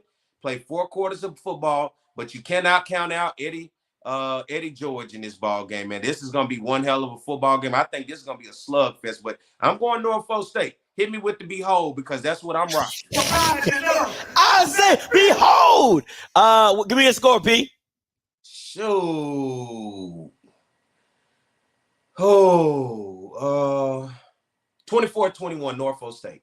24-21 Norfolk State. What you got? I'm gonna do. You know how you watch ESPN Game Day and the guest picker give you like some stat they got nothing to really do with the game because he's cool with somebody. So I'm gonna do that. See, Tennessee State is also one of FAMU's oldest rivals, and my first cousin is a professor at Tennessee State. Oh, so he is Dr. T.D. McNeil. And he is a professor up there, and he has told me Tennessee State has one of the most amazing homecomings ever. Okay. Even though they lost their homecoming last year, I think they did. So with that being said, I got to go with those Tennessee State Tigers because they're going to do a big in Nashville. Everybody's excited to see another black band finally.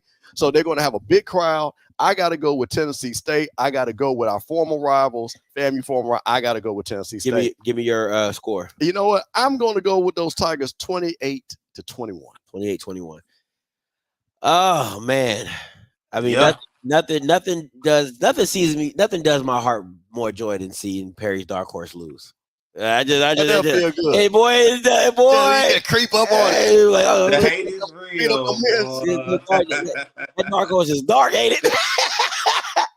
Blacker than a crown of crown.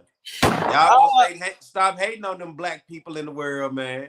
Hey man, you know, we don't do paper bags over here, bro. We all right. There to me, there's gonna be some field goals kicked in this game. Got to be some field. It's just gonna be that type of grind it out, get it game. I think it's gonna be close. I want to say 24-17, 24-20 Tennessee State, 24-20 Tennessee State. I think there's gonna be some field goals kicked because Tennessee State, that Bama have been kicking some field goals. Okay. For wins and everything like that. So I think 24-20, Tennessee State pulls it out at homecoming. Tennessee State has to stop the run. And defensively, they've done that very well. They've come up, they've hit, they tackle well. And they for Tennessee State to be in this game, they need Draylon Ellis to be on. They need him to be on. Can't be no lollygagging. He has to be on on top of it. So I got Tennessee State for this one for the game of the week. But for you, P, I said, behold! I say behold. All right. Here to recap. Got Grambling, got Jackson, got UAPB, pay-per-view, Tennessee State. PV. My bad. PV, South Carolina State, Harvard. And then for the cousins, got Delaware, Monmouth. He goes with Hampton. All right, call lines are open. 518-263-8124, 518-263-8124. Let me get my conference call open. But before we get that, Mr. Campbell would like to address all those HBCU haters out there in the world. Exactly. And I see one of my HBCU haters in the chat that hate HBCU. So you know what, Scotty? You've been on, 3 years now, basically, and stuff like that. And how many times do we hear people from HBCUs don't give any money? And all the white folks. Well, this is my freshman class of 1988, and we have raised $104,436 for Florida A&M. See, this is what we do. So don't ever say that we don't give back to your own university. And not only that, every freshman class from FAMU has a charge of raising $100,000. We were the first school in the 80s to do it. Well, the second, 83 did it also. And then all those young folks were raising. So I wanted everybody to see, and I'm challenging all my HBCU alums. I want you to get with your freshman brothers and sisters and raise $100,000 for your school. Like my great class of 88. Kofi and I were part of that great class of 88. And like I said, we did this for our school, and we love our school. And I just wanted those haters don't ever say what we do or do not do, unless you've been there, brother. So we raised $104,000. Proud of those rattlers. Let's get that money. Hey, Scotty. What's up? Can you play my Southern song for me? It's homecoming, baby. Hey. Who y'all playing? Huh? Who y'all playing? I said it's homecoming. We didn't say nothing about no football game. It's homecoming. Sad. You are the only. Where my Jaguars at in the chat, man? Come on now, show some love. It's homecoming. I know I ain't in here by myself. Huh? Where y'all at? They still sucking their wounds from that last. They didn't left me by myself. No Jaguars gonna show up for me in the chat. Man, why would y'all schedule Lincoln, bro? Like, it's homecoming, man. A real homecoming. At least they playing PV. No, I'm not talking about. I'm saying it's homecoming. That's a real game. We may not even make it in the stadium. See, that's the problem. We may not even make it in the stadium. That's just sad, man. That's just absolutely sad. They did it for Dooley. You know what they doing, bro. Before Dooley got here, Southern was playing Prairie View, Alcorn, and everybody else for homecoming. UAPB. They did it for Dooley. Come on, let's not act like what this is. Come on. You know. You've seen it. Before Dooley got here, Southern was playing Power 5 schools, non-conference, and Group of Fives. It has now since changed, but I know you wasn't around before Dion got here. So I'm just speaking like that's ancient Egypt times to you. So appreciate that. I appreciate that. Yeah, they do. It's for Dooley, man. They helping the brother out. That's what they do. I'm just not going to even comment. I could. You know it too. Now hey, listen. This is your time, and like I said, I'm going to give the band school their respect. Absolutely. 34. I just want to know where my Jaguars are. Happy homecoming. I don't know. I know what is Jackson State's homecoming this week. Who else got a homecoming this week? I think Grambling got a homecoming. They're on a bye week. Oh, Alcorn was last week. Yeah. Okay. Mr. Benjamin, coming to you. Hey. What's up? Yes, sir. You live. There's 467 people watching, and I only see 175 likes. Woo! Y'all tripping. Get the likes up. Get the likes up. And I only got one more thing to say. Behold. I said, behold! What? Hold on. Wait a minute. Was that somebody from Nova State that actually called in? Man, he said I'm rapping. He said I'm rapping. Oh, listen, boy, that group chat of 3 is working tonight, boy. He said we working out here. I'm calling Dawson Odoms first thing in the morning. I'm calling him first thing in the morning. Calling him. Coach Green, coming to you. What's up? What's going on? What's up, fellas? Coach Green, how are you doing? Yeah, I am good. How about you? You know, Coach Green, we frequent other channels, and he was doing a lot of big talking, of what Southern was going to do. He was doing a lot of big talking. But as usual, he was like his compatriot. And so, Coach Green, what do you have to say? Don't act like you was wrong by what you said, too, now. Wrong about what? We won. How can I be wrong? Wrong about what? Boy, they love for one. narrative. For one, you say y'all are way better than us, and y'all gonna run us out our own stadium, which y'all didn't do. I said it's 17-10 on it. My official pick was 17-10. That's what I said. So be clear on that. And last I checked, y'all are 2 and 3. I hear your pick. They're 2 and 3, right? Okay, Coach Green, go ahead. Because like I said, folks got to go to bed. How many times did y'all even cross the 50? That's let's be real, you bro. know, come on, man. Like, the woulda, shoulda, couldas all are related. Let's stop. That last name is Green. I'm gonna go back and watch that game. I'm gonna count how many times I crossed the 50. Green, maybe Green. Stop it. Jesus. Go ahead, Coach Green. Nah, hold up, Scotty. Now, if you're gonna go there, you gotta also talk about then. If we don't, I can just sit there and talk about if we don't fumble that punt return, different game, right? I can say that then if you're gonna go there. And if Musa don't overthrow Jennings, then this game we ain't even talking about no last minute drive. Oh my God! If y'all, and then I could go to if we catch that interception, different game. Yeah, but guess what? Since you want to do what? No, I don't want I'm doing facts. The facts that we beat y'all, so I don't have. There's no other argument after that. That's the only fact y'all did. That's the only fact y'all got. That's the only fact that matters. It's the only fact that matters. Lord, and y'all wonder why Jack State people look at y'all crazy. Congratulations. Look, you brought up the woulda, coulda, so that's why I had to put that in there. But anyway, this is my question to y'all, man. With the, we're looking at the poll, do y'all think they are trying to keep NCCU out the top 10 by keeping them at 14 after they got their win over Elon? No, and they only moved them up one spot? No, they're in the top 10, I thought. Where's Blue at? Nah, that's another poll. The stat poll, they number 14. Hold on, let me check. I haven't looked. I get sent the poll. Let me check my Twitter real quick. So let me see. I'm looking at FCS. Well, Coach Green, let me ask you a question because I want to see if this is where you're going. Because yes and no.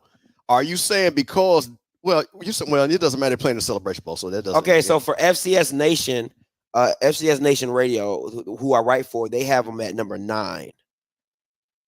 Mm-hmm. So what poll are you talking about? The Stat Perform FCS Top 25. That's the one they always look at. Okay, let me see that stats. Okay, FCS football. Perform FCS Top 25. I don't see a poll on their Twitter. Let me go to another one. So, Coach, you're saying they have them at 14 in this poll you're talking about? Yeah. Okay. Is the poll is FAMU in this poll, or they're not in it? You're in it. Yeah, FAMU in it. FAMU number 18. Number 18 and NCCU. And you say they should be top 10. Yeah, I think NCCU should be top 10. No, I would agree with that. I would agree with that. Again, go ahead. And I'm looking at y'all. They only moved y'all up one spot. Y'all went from 19 to 18. Yeah, so on this one, there are 14. And you said they didn't move? They only moved one spot. There was 15 last week. I mean, you beat a ranked opponent. I don't understand how you only move up one spot. I mean, did anybody else lose? Delaware won. Did South Dakota lose? I know William and Mary won. I mean, now I like what Jay Shaw. Do you think that they're being held because they play UCLA and got dominated? It shouldn't count because they said if you beat a FBS team, it doesn't really count. Okay. That's what I thought I was told. Okay, it doesn't count. So I don't know why it should. I mean, I think they're holding them accountable for that Winston-Salem State game. Now that game, I mean, I don't think anybody else. Like, if you look at the schedules above them, does anybody else have a D2 opponent? That's the real question. Because they could be knocking them down because of that Winston-Salem State game and the strength of schedule as well. So, yeah. But I feel like they should have still been in top 10 because they got that win over a top 25 team over Elon. I mean, listen, man. I know most of them. Go ahead. I'm sorry, Coach. Go ahead. Finish. No, I'm sorry. Go ahead. I'm sorry. Finish. I'm sorry.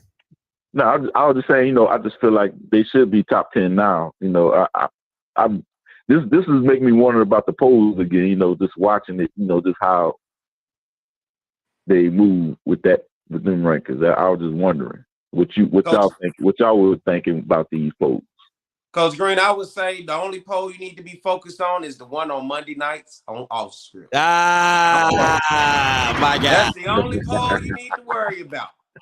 Because we actually care about these games. They just looking at whatever the final score and moving on. They rather break down the Youngstown states and the North Dakota states and the Montanas, the Sacramento states, the UIWs, the Southeasterns of the world. They going to break them down all day because have you ever listened to any of the FCS shows when they break down FCS football and when they get to the SWAC, how they just glaze over it? Because they don't watch it. They don't watch it. They don't even know.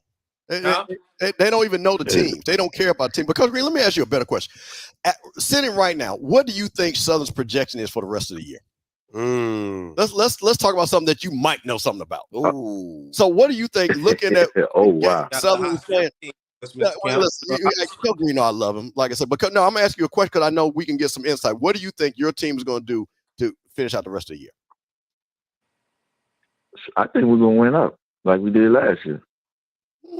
And y'all ain't gonna be no back door. We're gonna win up.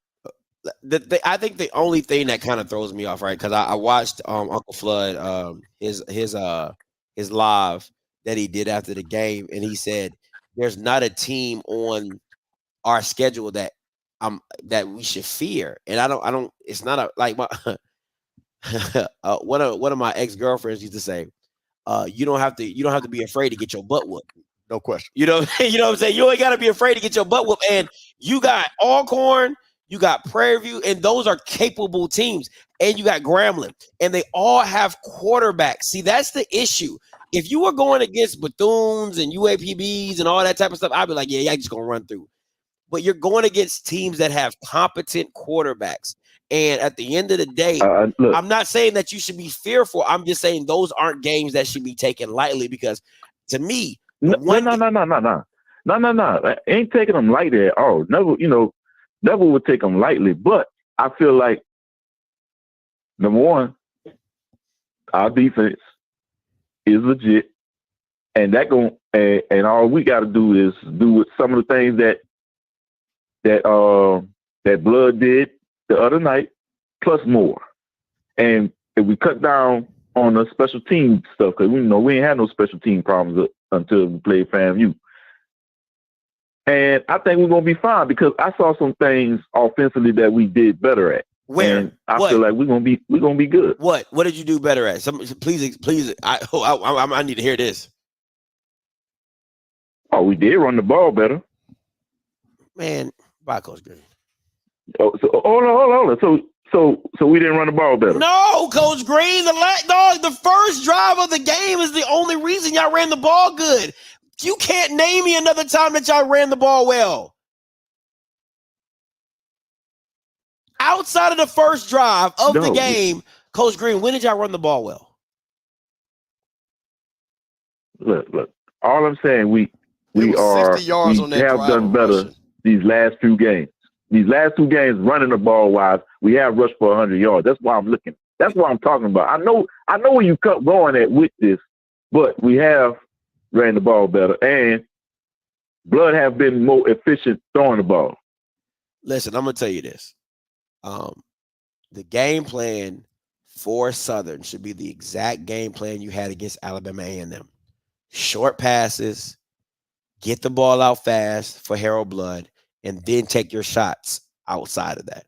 The game plan that he had at Southern. I agree with that. The game that he had at FAMU was not a good game plan. It wasn't. Now I'll give him the pass that he hit with Whitfield. That was a dot, absolute dot. But outside of that, I just think that the passing game needs to be condensed. What about McGee? What about the pass to McGee? What about the pass to McGee? You talking about that long pass? Over the middle. Oh. It was a short pass over the middle. Yeah, and he broke it for a long game. He broke it, yeah. You said it was a what pass? Yeah, it was one over the middle. He broke it, and that's when they scored a running play. You said it was a what pass? Shut up. pass over the middle. It was a short pass. I want to be very clear with what did I just say in the beginning? A&M game. Yeah, short passes. Short passes. That's exactly what I'm talking about. I agree with that. That's what I'm saying. I agree with that. I ain't never said you were wrong about that. I know I'm not wrong. I agree with that because some of the short passes that we did throw, because we hit McGee twice in the middle on a short pass and he got some decent yards. We hit Winfield for a short pass and he got some yak yards too. So I get what you're saying because it has been working. All right, but Coach Green. like I said, I feel good about what we're going to do these next games. But hey, appreciate the call though. Anytime, Coach Green.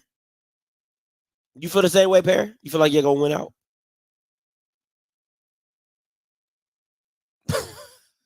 Okay. The silence says it all. Smash coming to you to 7482. I see you.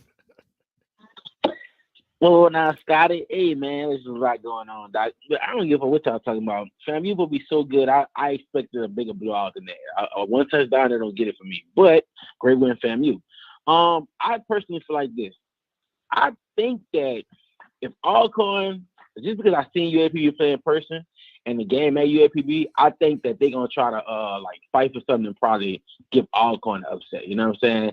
If Alcorn lose, and I think that maybe because I don't got no hope in badly, but I really think that it's a possibility that Southern probably could go to the SWAC championship because I don't see them. Maybe Alcorn is our next opponent. I don't see us losing nobody else, not even Grambling for that. And it's just because I've seen all these teams play in person. You know what I'm saying? Another thing is too, I would hate for it to happen, dog.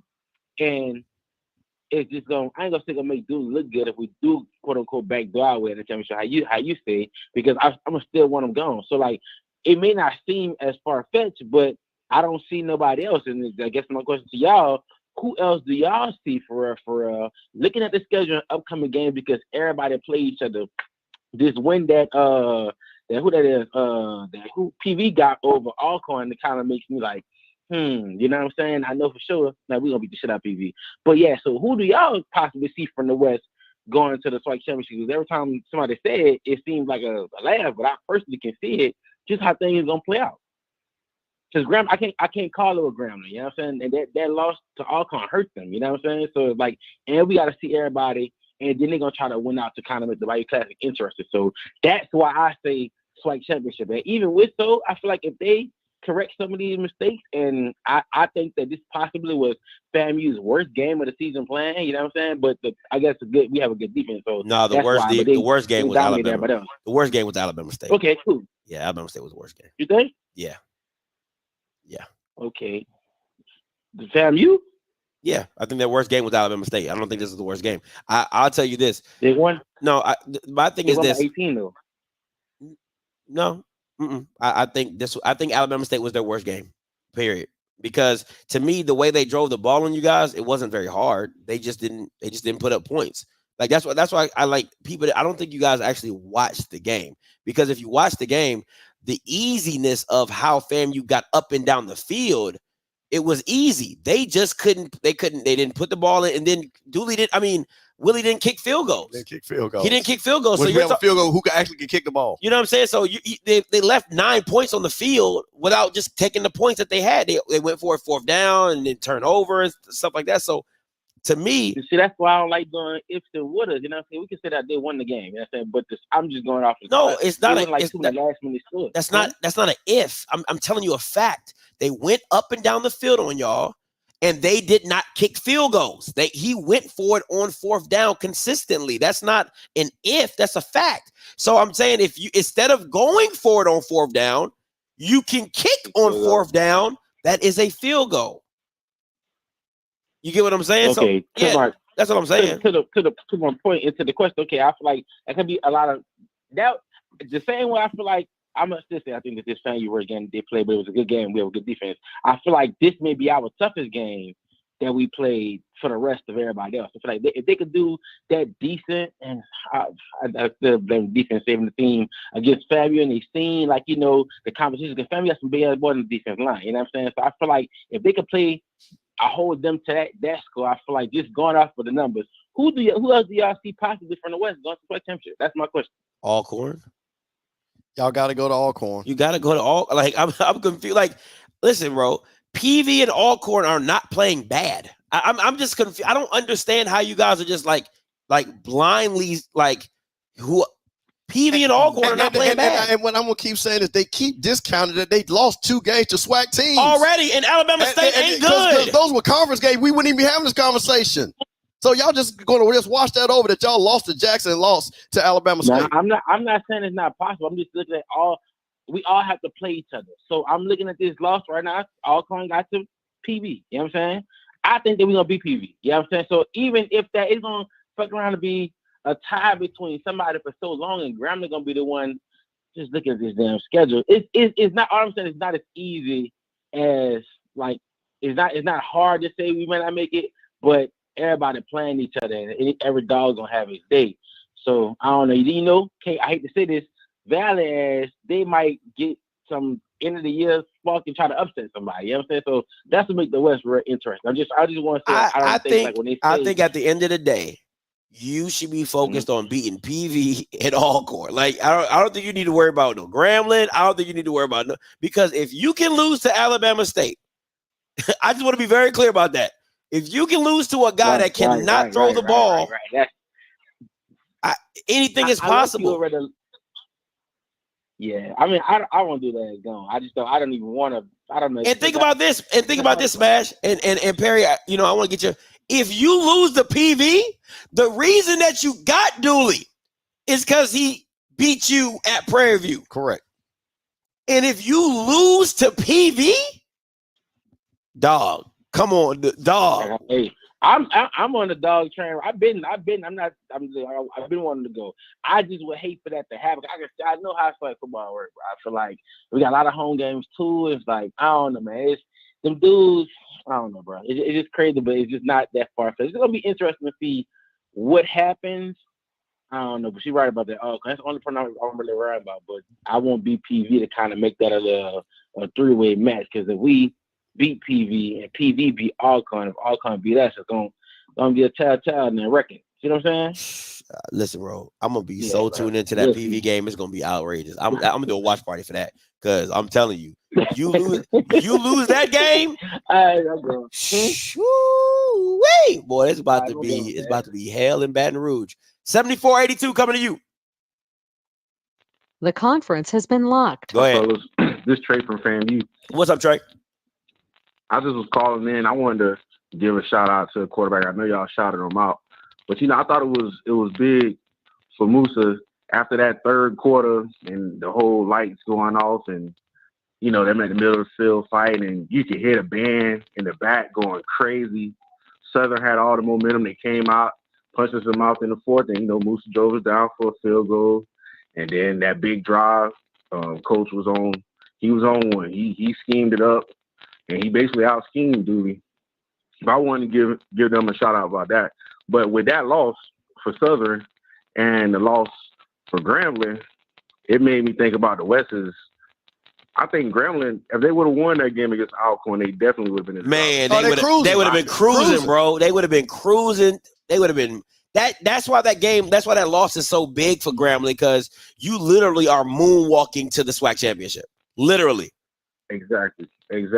But I still believe it does hurt. I can't say it don't hurt them, but I still believe where everybody else got to play, PV got to come to homecoming. So I don't believe they gonna beat us in front of 30,000. I don't think. Yeah, I'm not worried about y'all beating PV. The issue is the head-to-heads. That's the issue, right? So like with Southern last year, with Texas Southern, and all the backdooring that happened, for Southern to get into the championship. Now you just made a triangle to where Alcorn has the head-to-head with Grambling. Grambling has the head-to-head with PV, and PV has the head-to-head with Alcorn. So they all have, you see what I'm saying, how that works? So now, depending on how it ends up at the end, and me and Mr. Campbell talked about it, is where, let's say, the Jackson State and Alcorn game and the Bayou Classic, they become the biggest games of the year now, and now maybe Grambling has to beat Southern to have one game up on Alcorn just to make it work, because if Alcorn wins and they win, Or if they lose and they have the tiebreaker to each, man, it just gets crazy, and you don't need that. Yeah. So that's why that game was so important. I didn't think about that because I'm like, okay, Alcorn got to play Jackson. I don't know how that's going to turn out. You see what I'm saying? I'm thinking if everybody else has 2 wins, Southern cruising to that to the Bayou Classic, it might be decided. I mean, Grambling cruising to the Bayou Classic, it might be decided by then. If everybody else beat each other up, Grambling might not have to win. But you're right. If Alcorn can win out and it comes down to them playing Jackson, if they lose to Jackson, then they can go into the Bayou Classic and say, all right, we can breathe. We go on the SWAC championship. But if they win against Jackson, then I guess they gotta, actually beat Southern, and maybe Southern still got a shot at that point too, because maybe they might have beat Alcorn or something.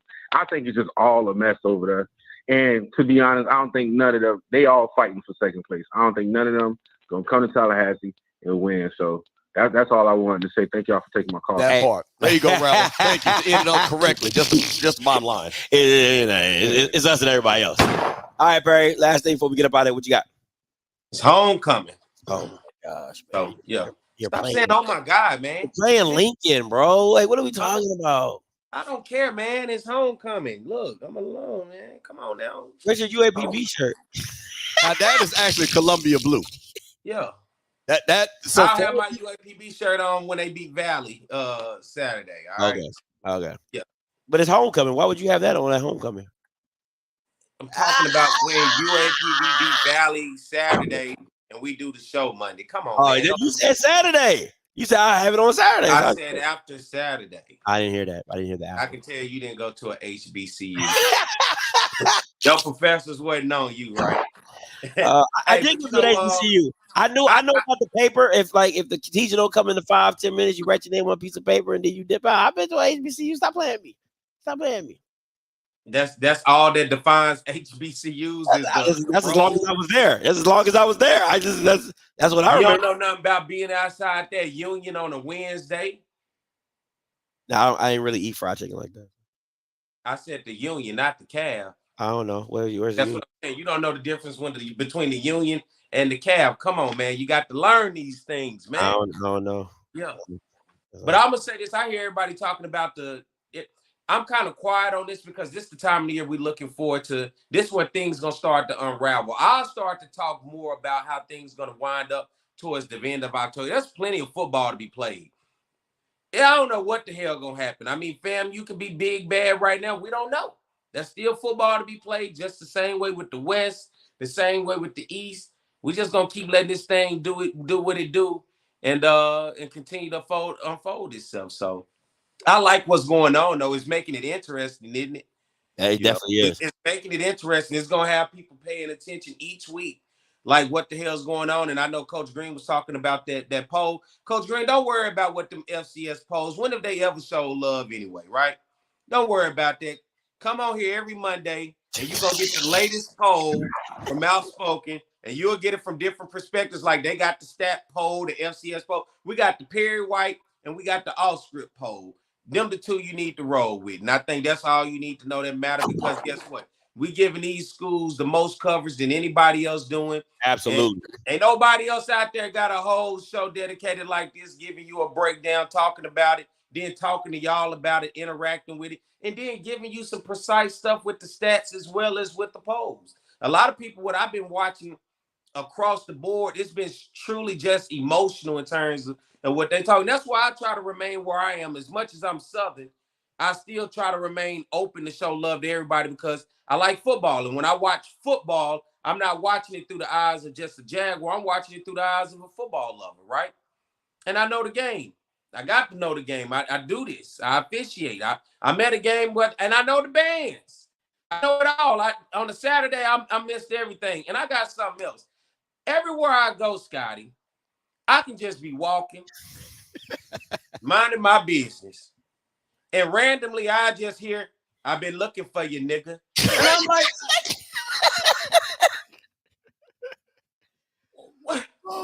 what do you come like? I found out that must be, hey, you don't understand how much I hear it, but I didn't realize that was going to take off like that. I was walking past the stadium, bro, I swear. walking past the stadium, and somebody in the stadium yelled out over the stadium, said that to me. I was looking around, I couldn't see them. It's like, I'm up here. I said, damn. So I guess that was if people fell in love with it. I'm glad y'all loved that. I didn't realize that was gonna stick like that. But you'll be amazed. It stuck so much everywhere I go. That's what I hear. I'm just walking. I just randomly hear that yelled out. Or somebody will walk up on me and just be like, I've been looking for you, nigga. I'll be like, how you doing? Oh man. So I love it though. So if you see me, I guess that's what it is. Yell it out to me. So that way I know you watch the show. But That's what's you up. know, hey, bro, they come out of nowhere on me, out the bushes, out the stadium, out the concession, man. I love it though. So that shows people paying attention, people supporting it. I love it. So, you know, y'all keep on paying attention. And I want to see more of the players. You know, when you first got into this space, it seemed like a lot of the players were in here. A lot of them are kind of graduated or kind of gone on. What's the new players, you know, this next up player for 23 and 24? Are they in here the same way to you? Or do you have that kind of relationship with that next group of guys? You know, a lot of them just hit me up in the Instagram. A lot of them hit me up on Instagram. They say they watch. They just don't, they just don't put their name in there. Because I'm pretty sure their coaches don't want them doing stuff and saying things. You know what? I know I know for a fact a lot of the guys watch. But you don't want those guys in the chat saying something, getting upset. And I think those coaches have talked about, like Willie said. What did Willie say? I know you guys are not looking at social media. I see it and stuff, because they do talk to these guys about social media and not getting into stuff and getting back and forth, because you don't want emotion to take over. But they're watching. I know for a fact. Yeah, I know for a fact a lot of kids watch, because they hit me up in the DM like, man, Scotty, that's how you feel. You know what I'm saying? They be like, hey, Scotty. I'm like, hey, man, that's the truth. I'm just telling you the truth. You know what I'm saying? They be like, all right, man, I'm gonna show you something. I'm gonna show you something. So, I mean, listen. As long as they ball and do what you think, listen, it is what it is. And for me, I'll say this. I want whatever kids are watching this, I don't have a problem with certain kids, right? That's just not how I get down. I have a problem with the institution, right? So it's not the Jackson State players that I have a problem with. It's the Jackson State alums and the fans that I have a problem with. So I'd rather see them sad than to see the JSU players do well. That's just me personally. That's just something. Same thing with Alabama State. Like, I'd rather see Alabama State fans sad, because like how they did my boy Miles. I'm like, come on, y'all thought y'all was on the Demetrius Davis bandwagon. Now y'all playing hopscotch with quarterbacks. You know what I'm saying? But y'all was supposed to know. You know what I'm saying? So, that just is what it is. All right, before I get up out of here, it is my lovely wife's birthday week. All right.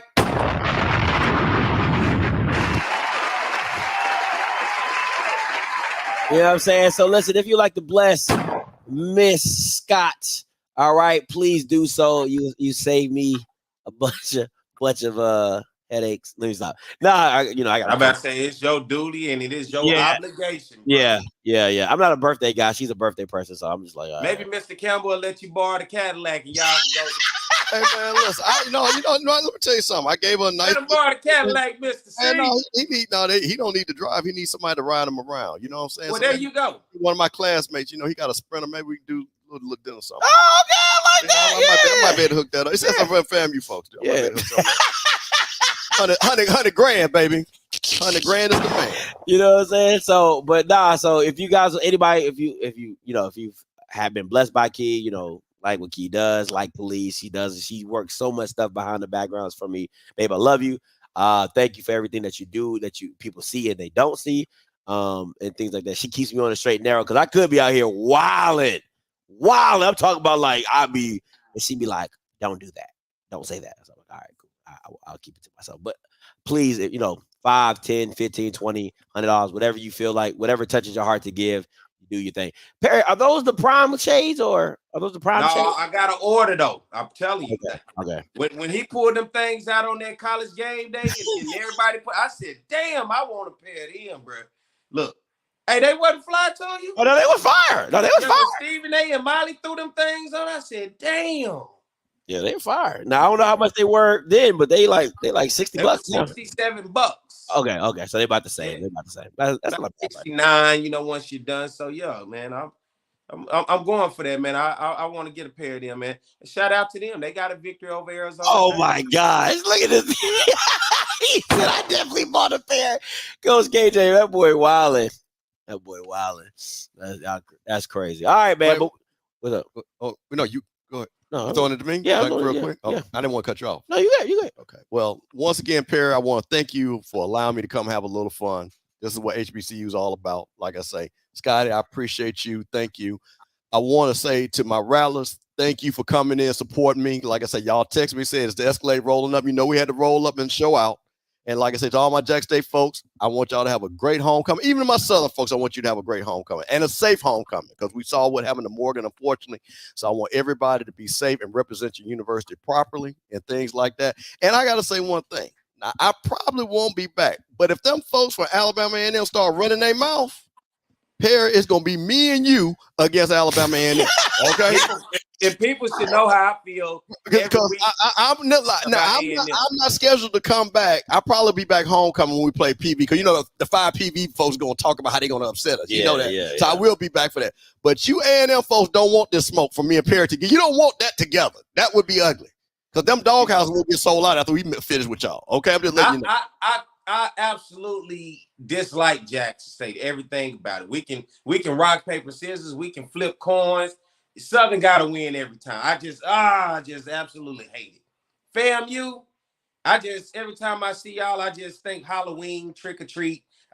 Pumpkins. It's just y'all giving me just real fall spice. Like every time I see FAMU, I just can't help but think about the house smelling like spice or something with a fall calendar on the wall or something. But A&M, it's just like, why, bro? Like, just at least I can talk and say something about FAMU and Jack. But it's like, A&M, what have you done for me lately? Oh my God! Coming here, quote about what they were going to do. They told Perry, they were quoting what they were going to do to y'all. They were running quoting bad facts when we played them and stuff like that. He ain't even scored no touchdowns. He was going to Musa had his best game that whole year against them fools, and they talking about, you know. So I'm just saying. So look, there's a certain group that, you know, that I love and stuff like that. Everybody knows Grambling, JSU, FAMU, and Perry's my guy. I got to support that. But Alabama, then y'all need to know you keep you in your place. Now don't make me come back, because I'm telling you something, I will have a skit like no other for y'all asses. I just can't do it with A&M. I just cannot, bro. And there's a lot of swag schools I can get with. I can, ever since I called them, you know what I called them. I just can't do it with them, bro. It's just, I can't do it. I just can't. I don't care how or what way you put it. I can't do it. I don't like A&M. I'm straight on them. So keep fucking around. Y'all gonna find out. Oh, man. All right, man. Listen, that's been our time, man. We appreciate you guys. Listen, until next time, you know what I'm going to do. Rattlers! God bless.